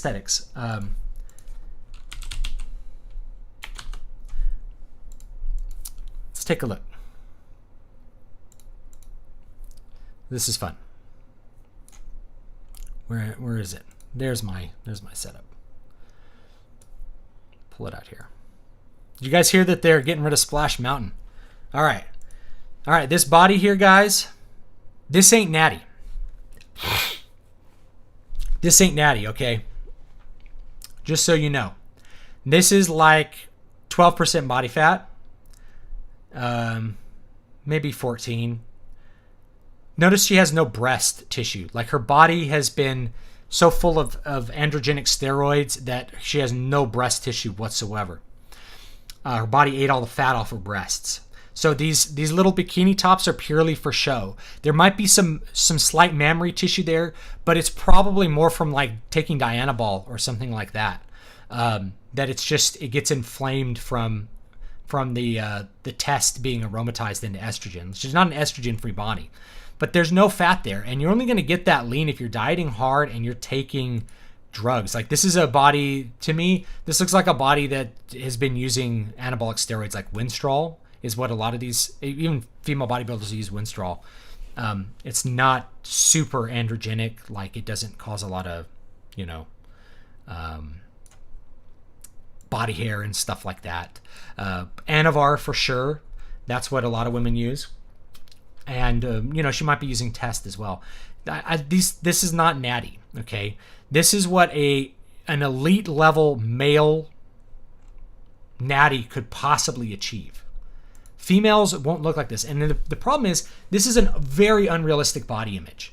So when you present this body image to women and you say, this is what a fit woman looks like, being a jacked female, you're really setting a completely unachievable standard for most women unless they're willing to use gear. It's the same thing with showing, I don't know, Mr. Olympia and saying, why don't you go lift weights so you can look like, why don't you go lift weights so you can look like Dexter Jackson? I'm not going to look like Dexter Jackson unless I'm taking steroids for years. I'm going to be doing cycles for years and hitting the gym crazy and eating all that protein and stuff. You got to be doing all of it. She does not have male genitals, but I can almost guarantee you, if you were to see downstairs, things are going to be engorged. That's one of the side effects of these things. You're not going to see it like this, but it's pretty gross if you've never seen a picture of it. Not what I'm into. But some people are into that. They fetishize these muscle girls and stuff. And if that's you, that's you. That's your fetish, whatever. This is not a natural female body, and this is not what a natural female beauty standard ever is. And the number of men who are into this is really, really, really low. Why are men into more natural looking bodies? Well, they're into more natural looking bodies because they represent the purpose of the female biology, which is to have children. Women have higher fat percentages because of the stress of pregnancy. Okay, their bodies are not built to carry around tons of muscle because they're using their bodies to provide for babies. And if that offends you, I'm sorry, but that's just the way biology works. So I've met so many women that are like, oh, I don't want to lift weights because I don't want to look like this. You're not going to look like that. You can never look like that without taking testosterone. It's just not possible. You will never look like that as a girl unless you are taking gear. This is not going to happen. Now, you can look like this, but I look at this, I'm like, this is not an unattractive female body. This is a normal female body. It's just, diet and exercise. She looks great, honestly. So yes, Gina is natty. Not natty. You should be able to visually assess this. No woman will look like this without hormones. Michelangelo had some buff gals. I don't think, if we look up Michelangelo's paintings, I don't think he had women looking like this. He had some buff dudes. Now, Kino has a point. The only men these women will attract are gay men. I mentioned Buck Angel in that aesthetics video. You don't have to go looking up Buck Angel. I'm not going to Google him because then this video will be demonetized. Buck Angel does gay porn. He's a transgender. He's a female to male. So if you take male hormones, it makes you look like a man. And you can look at Buck Angel and be like, damn, you put a bunch of male hormone steroids in your body, start lifting weights, man, it's going to transform you into a man. He looks like a male body, especially from the waist up. You want to know what he's doing in gay porn. I don't know. In fact, I don't even really know who the porn is for. I mean, I guess it's gay porn. But it's two male bodies is what you end up looking like. So yeah, if we're playing natty or not, that's the difference. Now I think Abby in the game looks like she takes her shirt off and she looks like this. Now I'm just gonna compare this. Here's this super jacked girl, right? Super jacked girl. I'm gonna pull up another window here. Let's look up Frank Zane.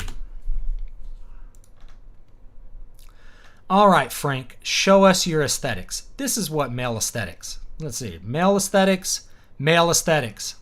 It's just you're just transforming your body to meet male aesthetic standards. Now he's even more jacked than she is, right? If we find a more relaxed pose, like maybe from one of his thinner, You know, he wasn't always like completely this huge. Like this is some peak Frank Zane, but you know, here's a smaller Frank, right? Big Colleen, small Frank. Big Colleen, small Frank. She has small Frank too. Anyway, Gina also has chesticles. That helps. Yeah. Well, she has breast tissue because she didn't take a bunch of male hormones to burn, and a bunch of clenbuterol and God knows what else, other kind of stimulants these bodybuilders take to burn their fat off. And, you know, you can watch. There's tons of YouTubers that'll tell you exactly what stuff bodybuilders take to get that lean. You know, they're taking a number of different compounds leading up to a show, like, you know, Winstrol, Masteron. They stack them up in different quantities and pull them out at different times. They take stimulants like ephedra, clenbuterol to burn the fat off, raise their metabolism, and get rid of all those layers of fat so you can see the muscles. This is not natural, guys. Anyway, that's my rant. Okay. Gina, yes. Colleen, no. Frank, he's my bro. I'd want to look like Frank and date Gina. There we go. All right, look up Clarence Bass. Clarence Bass.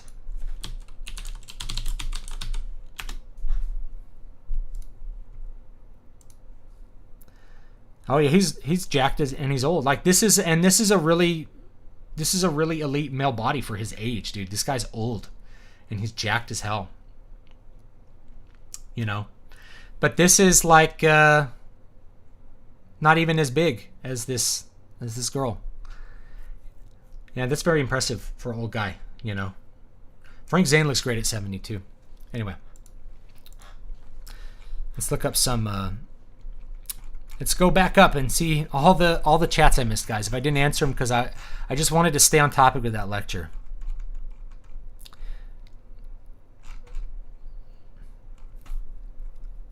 Would you play the Middle-earth War in the North game? I don't know anything about it, so I don't know. Tolkien, Lee, and Lucas did what they could to create myths that were layered. Yeah, and see, people call Star Wars a myth. It's because we're only seeing the events containing their meaning. So in myth, the events have the meaning attached to them already, rather than just merely dates and people. What do you think of Rick Riordan's books or myths? I haven't read them. Maybe I should. I think they're based on like Greek myth or classical, so-called classical myth. George Egerog, have you read Neil Gaiman's American Gods? I have not. It didn't really interest me.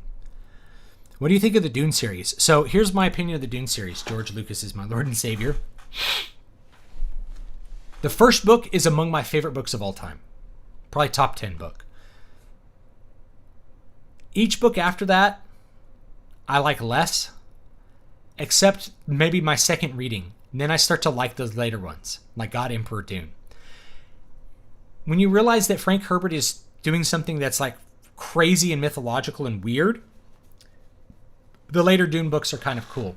If you're expecting a straight sequel with Paul Atreides doing something to further the next part of the story, it's not going to be there. More books, when? Well, I just came out with a book last week. Where the hell is it? Tyrant's Gallow. That came out last week, so you can buy that. That's Moonsong Book 2. So if you haven't read Book 1, you should probably start with Book 1, City of Silver. This is 99 cents. This is $2.99 for the ebooks, or you can get the physical copies for whatever their respective prices are. So that's the newest book, Tyrant's Gallow. Book 3 will be coming, hopefully at the end of this year. If you're wondering where I was, so I should have said this maybe at the beginning of the video, but where was I the last couple of days? So I decided to do something this time. So there's a link to Tyrant's Gallow if you want to buy it. And if you read it, please do give me a review. It's very, very helpful to know that people are reading the sequels and that they enjoy the sequels. So what I decided to do is I had to decide what my next project is going to be. And I've talked about this in managing things like post-project depression. You really don't want to get stuck in a rut where like you've completed something and then you don't know what to do next. You have to organize that meta level where you are completing projects, beginning and working on the next project and going on like that. That's where you want to be. So one of the things I found that helps that is either you take a big break after you finish a project and just consume a lot of media, or you jump into the next project. And I looked at it and it was summer. So I could go either direction. Like I could crack out and play World of Warcraft for a week and just like, you'd be like, where did Stu go? And be like, I got a character up to 60 in World of Warcraft. That's where I went. Is either do that or start the next project. And I looked at it and the time was lining up, hopefully correctly. So I said, I'm going to take a couple days and I'm going to really front load writing this new book. And it's going to be Eternal Dream Part 3. So if you liked Water of Awakening and Needle Ash, it's a sequel to both of those with characters from the first one. Water of Awakening are going to be in this one, as well as really the story centers around new characters, and the way this series is organized is each book is its own contained story, and then there's some characters that show up in multiple books to kind of construct the overall place where it's going. So I'm writing that book. I wrote about 20,000 words of it in a couple days. Meant to be getting back to work yesterday, but we have a cat that's been a little bit sick. So I was basically tied up dealing with veterinary stuff. And this cat, my wife's had this cat forever. Not forever, for 12 years. We have another cat that we had like way longer, but we had this cat forever. She's a really sweet cat. She had this eye problem. I'm like, man, we thought she had conjunctivitis. Took her to the vet. Vet's like, I think there's a cyst behind her eye. I've seen this before. Oh, what do we do with that? Well, I think it's an abscess. Let's give her some antibiotics, see if that shrinks it. Didn't shrink it. Went back to the vet. Vet's like, well, I think we're going to have to drain it. We have to put her under. Vet put her under and said, this isn't an abscess. This is solid. So, and the cat was freaking out after we got her back because we decided not to do that surgery. She couldn't see. And so the vet is like, we're going to have to take the eye. So my cat had her eye removed this afternoon, her left eye. And there was a tumor there, like some kind of cancerous tumor behind her eye. And so the vet was like, well, I mean, we kind of got to see, I could take the eye out. It's not that hard. I've done it with cats before because cats lose eyes all the time. They get eyes injured. You have to take them out to stop the infection and stuff. So took the cat's eye out. And so I'll get that cat back tomorrow. But that's where I was yesterday, was trying to deal with what the hell to do with the vet, with this cat, So I'm like, I don't think I can do this stream with 2 kids and not knowing if my cat's going to be dead right now. So that's what we're doing. Hopefully the cat's okay. But, we won't know. But that's what's up. So sometimes you got to take a cat to the vet. And luckily I have a career that affords me the opportunity to be able to, cancel something like a stream so that I can actually, take my cat to the vet or something. Thank you for the $20, Dorian. I really appreciate it. Question: have you read Terry Brooks's Shannara Chronicles? I haven't. Now, I haven't. My brother-in-law wanted me to read them, though. What are your thoughts on his novels? If you haven't read it, would you? Yeah, my brother-in-law wanted me to read them. There's a couple that I haven't.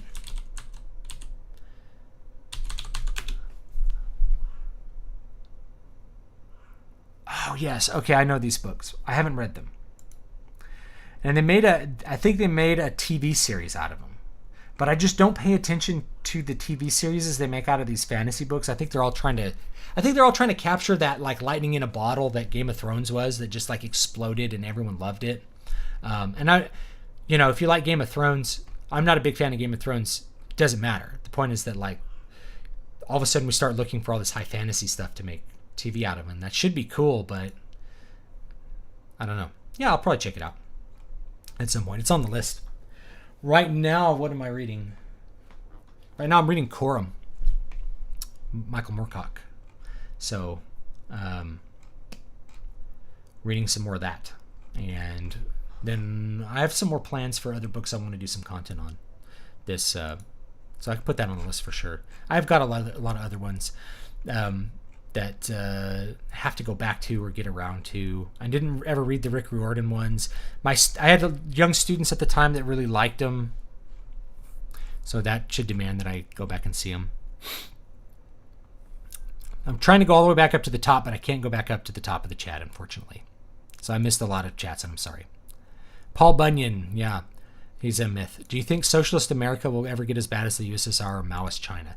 If America goes full socialist, it's a question of the acceleration towards that and whether you can pull out of it or not. Because if you do like 50% socialist, you get there much slower than if you go 100% socialist. So if you're going 50% socialist, which we basically are 50% socialist because corporate tax is 50%. So if we're going 50%, it'll take a while to get there. And you can probably, there might be some kind of collapse that happens beforehand that stops it from being quite as bad. So it probably won't get quite as bad simply because the velocity is lower and there can be some kind of crisis that changes people's opinions long before that. But part of what made the USSR and Maoist China so bad is that it was a very sudden, it really was a revolution. It was a complete destruction of what was before. It wasn't like, oh, we're doing this big welfare state capitalist thing and it's slowly eating away at our economy and our civilization until it'll be a breaking point and then we'll have to go backwards. It was more like they destroyed and purged everyone. I tell my family's home. I just heard them in the other room. So I should probably, it's 8 o'clock. I should probably wrap this up. Let me answer as many of these as I can as quickly as possible, and then we'll wrap up. Okay, well, Europeans, answer that. I think we should just call social justice a religion, like an inversion of Christianity. Me and Brian Niemeyer call it the death cult because it's obsessed with your death. And it's obsessed with the death of culture, the death of your religion, the death of all things. And it usually promises you pleasure in this life as an exchange for that. So we call it the death cult. I kind of casually called it the death cult. Brian Niemeyer is an author I have on from time to time. He's a sci-fi author and a very devout Catholic. We see these things. It is like a religion. They're evoking their kind of death god whenever they say good things about abortion and things like that. And they also have a creed, and their creed is like the social justice creed. So I do think it is like a religion. It even has things, blasphemy things you can't say exactly. Also, no mercy. So it's an inversion of Christianity. You have original sin called being white, but there's no absolution for that. If you have original sin in the Catholic tradition, you go through the process of, being baptized and all those things, which will remove you from the consequences of that original sin. And Jesus and God offer you redemption and forgiveness of your sins through the process of repentance that draws you closer to God and acting more godly. So all of those things allow you to get better while leaving behind your past. You're not going to suffer forever because of a bad thing you chose to do in the past. So it is like an inversion of that. And it doesn't stop. It's like, okay, well, we gave everybody equality as you wanted it. Well, now you want more. Now you want us dead. It's because the wheels keep rolling. It's great that atheists don't read numbers. If they only knew that stuff that went down in the wilderness. South Africa equals biblical Egypt. Yeah. Would America ever... Yeah. Do you ever think there's any way to ensure... Do you think there's a way to ensure the American myth will not go away and replace entirely? I don't think there is. I heard about the American myths when I was young from my family. Yeah. I don't think there's a way to stop them permanently, but they could always be... I think... At some point, they're just put into a historical context. Like, people like this used to really care about these things. The Americans of the past, are they even Americans when they're talking about that? Americans believed in this. Aesthetically speaking, what are your thoughts to answer that? And that was a great conversation.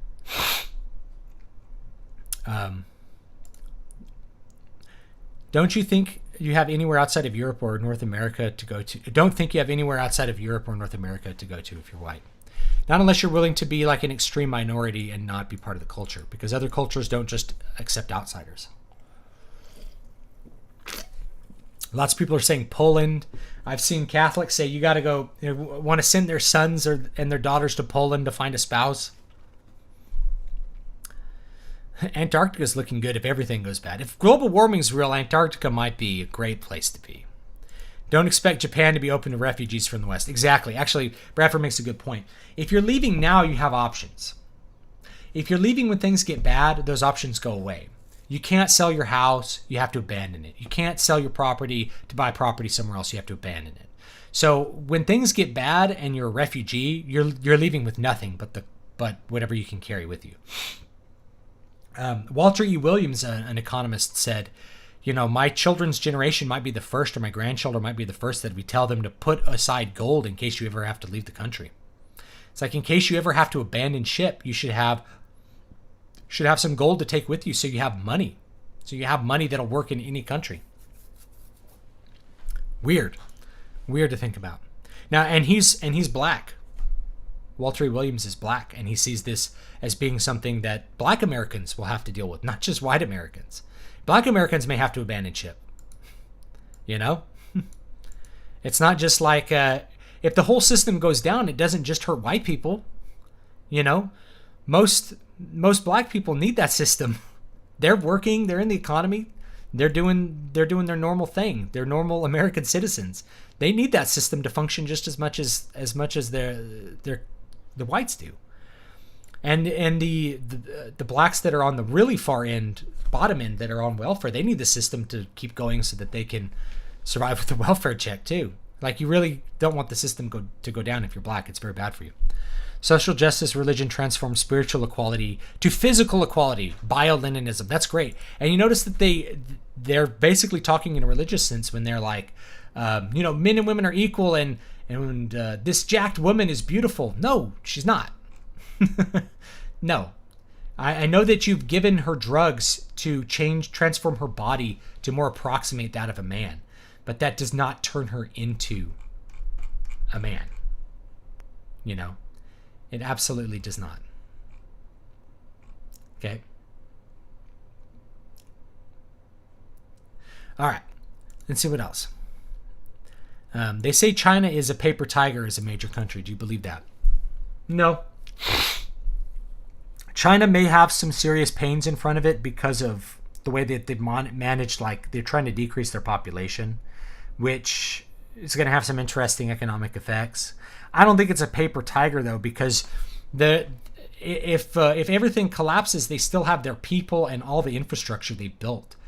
And they're so big, they don't really need a lot of international trade. They could survive domestically as well. So I don't think China's just a paper tiger at all. I think that it's actually a pretty robust system that they have. And the leaders have been, I guess, wise enough to know that they can allow a certain amount of free enterprise for the result of getting certain things done. But as long as they maintain the political power, they always have the option to crack down on whoever they want. That it's the power that matters for the continuance of the system, not so much adherence to the socialist ideal. You kind of be flexible with the socialist ideal to make the country stronger. You deal with capitalists, you maybe have some private ownership here and there, and it keeps the country strong. Dorian, thank you for the $5. Always wanted to ask, is lore important to have in writing novels, or is character arcs and story progression more important? Excellent question. I think if you're going to pick between the two, the story arcs and the story progression, the plot, are far more important than the lore. This is a mistake. Huge, I shouldn't say huge numbers, but man, it's like almost every new fantasy author makes this mistake. Not so much it's all in the execution.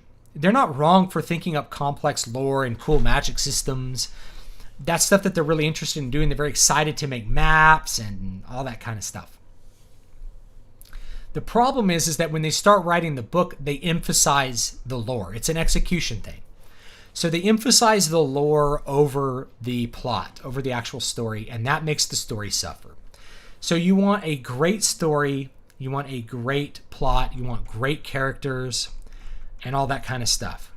Okay? Once you have those great characters, that great plot, the lore stuff, that's determining where those characters are going to do, how they're going to act, what their culture's like. It's going to determine a bunch of possibilities. So it's all stuff that's there, but you don't have to, you don't want to try to plug all of that in the manuscript. You reveal that stuff as it's relevant.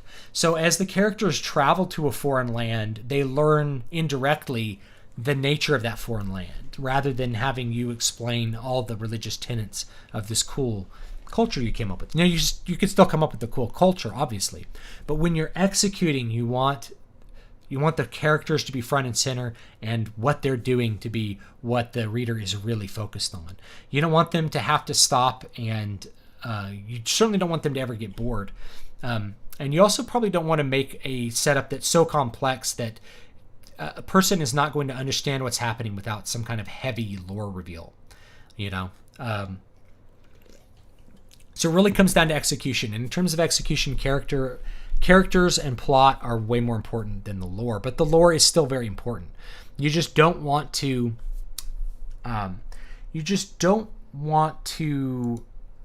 emphasize it.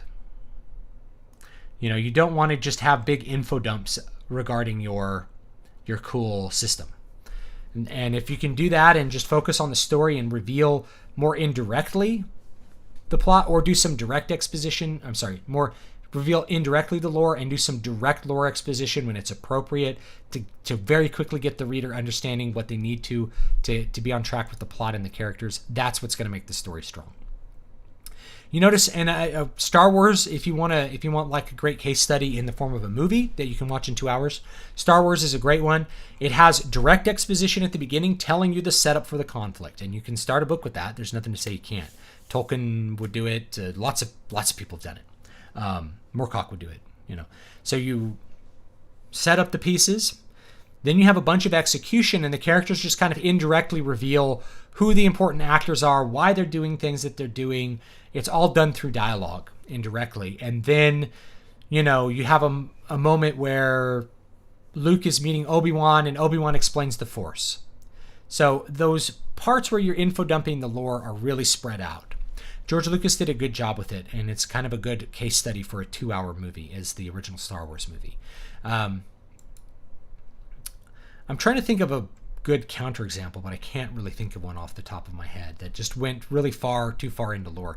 Matrix is probably also a good 2-hour example. If you're thinking of a book that does it really well, I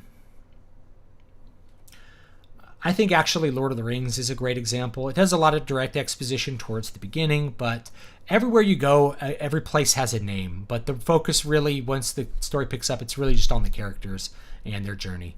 And that's why it's so good. All right, let me see if I can pick up some more chat here, and then I'm going to try to call it a night. A manly woman fights a lesbian to protect her trans friend. This is an actual plot in a video game.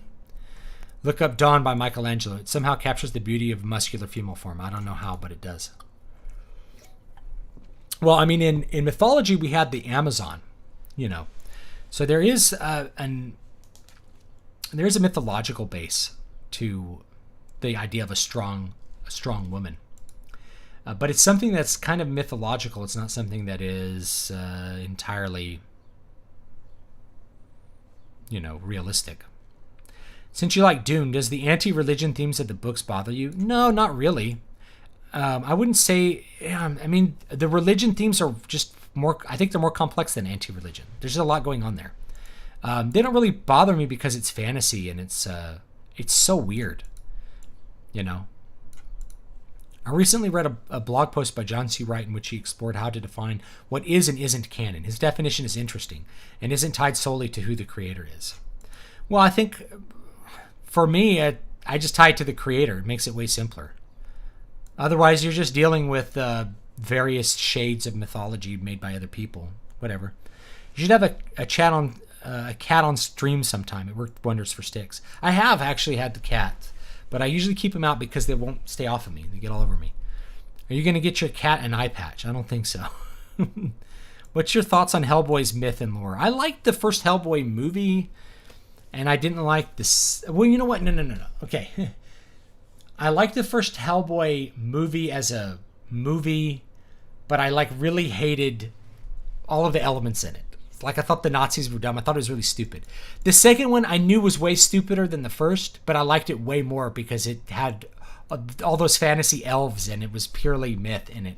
So I really liked the second Hellboy movie. I haven't really read the comics. I think I've read maybe, one digital version of one of the graphic novels from Days of Yore. Just to kind of, see what's up with Hellboy. But I like the second movie. I didn't watch the remake they made. What do you think of movies TAPS and the TAPS and the book it's based on, Father Sky? I haven't seen the movie, so I don't know. The Shannara Chronicles are 20 books in total. I thought that was actually, how many books are in Discworld?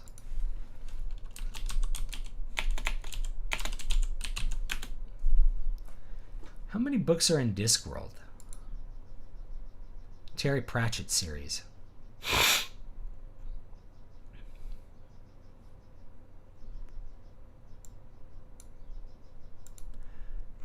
The final novel was published in 2015 at 41 books. Wow. Damn. This dude was cranking them out. 41 books in the Discworld series. There you go, guys. Man, that's a lot. I thought Shannara didn't have. How many does Shannara have? I don't know. I'll at least read the first one. I read the first Sword of Truth book. It was okay. I didn't really want to read the others. And everyone's telling me they get worse and worse. I feel like this is a trend in fantasy series. It's like the first book is good, and then they get worse and worse until they're intolerable. We got to figure out how to do the opposite. It's like, no, we don't want to do the opposite. We don't want to start bad, but we want to start good and keep them good. We got to figure out how to keep them good.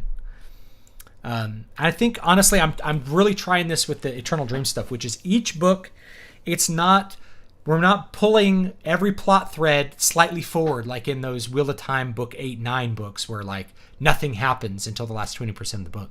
Each Eternal Dream book is a complete new story with some new characters at the very least, but everything has a new conflict, a beginning, a middle, and an end. We're not moving towards some grand end conflict that happens later. That's revealed later through the books, but and I'll get to that in the coming years, I guess. But each book, when you pick it up, you get a complete experience of that book. You're not going to put the book down and be like, well, when's the next one coming out? You're going to put down and be like, that was a great story. And this next story that I'm working on, I think it's going to be really good. I'm really excited about it. It's going to be very interesting to write from a writer's perspective. And I'll talk about why in the future, and it's going to be pretty interesting to read. I think it's going to have a great flavor to it. If you liked Water of Awakening, you'll probably like this one as well. It's got more of the fairy tale flavor of Water of Awakening, but more of the politics of Needle Ash. More of the political intrigue. Do you think the Twitter competitor Parler will succeed? I haven't even looked at it. Everyone's talking about it, but I haven't had time to look at it. Been dealing with cats and kids. Staying to fight them has some virtue to it, even if you have nowhere to go. Beat becoming one with the system any day of the week. Yeah, well, you want to give it a good go. Zimamaru says, I'm black and I'm already looking for a lifeboat. Been thinking Jamaica. I don't know. I mean, the Caribbean islands, they got a lot going for them. So I don't know. I think Jamaica might be a cool place to live. It's got a good little tourist economy, cool culture, good weather. I don't know how expensive it is to live in Jamaica. Yeah, I don't know. Yeah, and then it already has a racial makeup, or Bermuda. It has a similar makeup to you. So you fit in. At least you look like the other people, and so it's you're not going to feel like an outcast. Like if you were to move to Japan, you're like the black guy in Japan. You stick out like a sore thumb. Friend of mine in Twitter said that even in Western become socialist, the Western philosophy and culture will live in countries like Japan and Korea. Interesting. I have to think about that. Who are some other principled YouTubers you watch? I'm finding the bulk of them more intolerable lately, like they're useful idiots to the beast system. I like Stefan Molyneux, but I don't watch him that much. I like, it's hard because I don't watch a lot of the content that I make.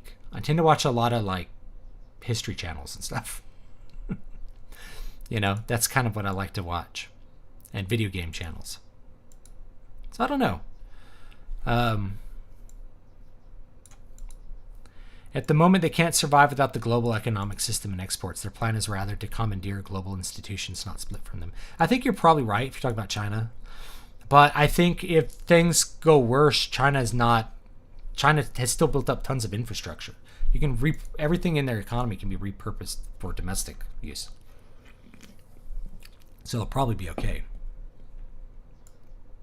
Dorian Trussell, thank you for answering my questions. Of course, I really appreciate the super chats too.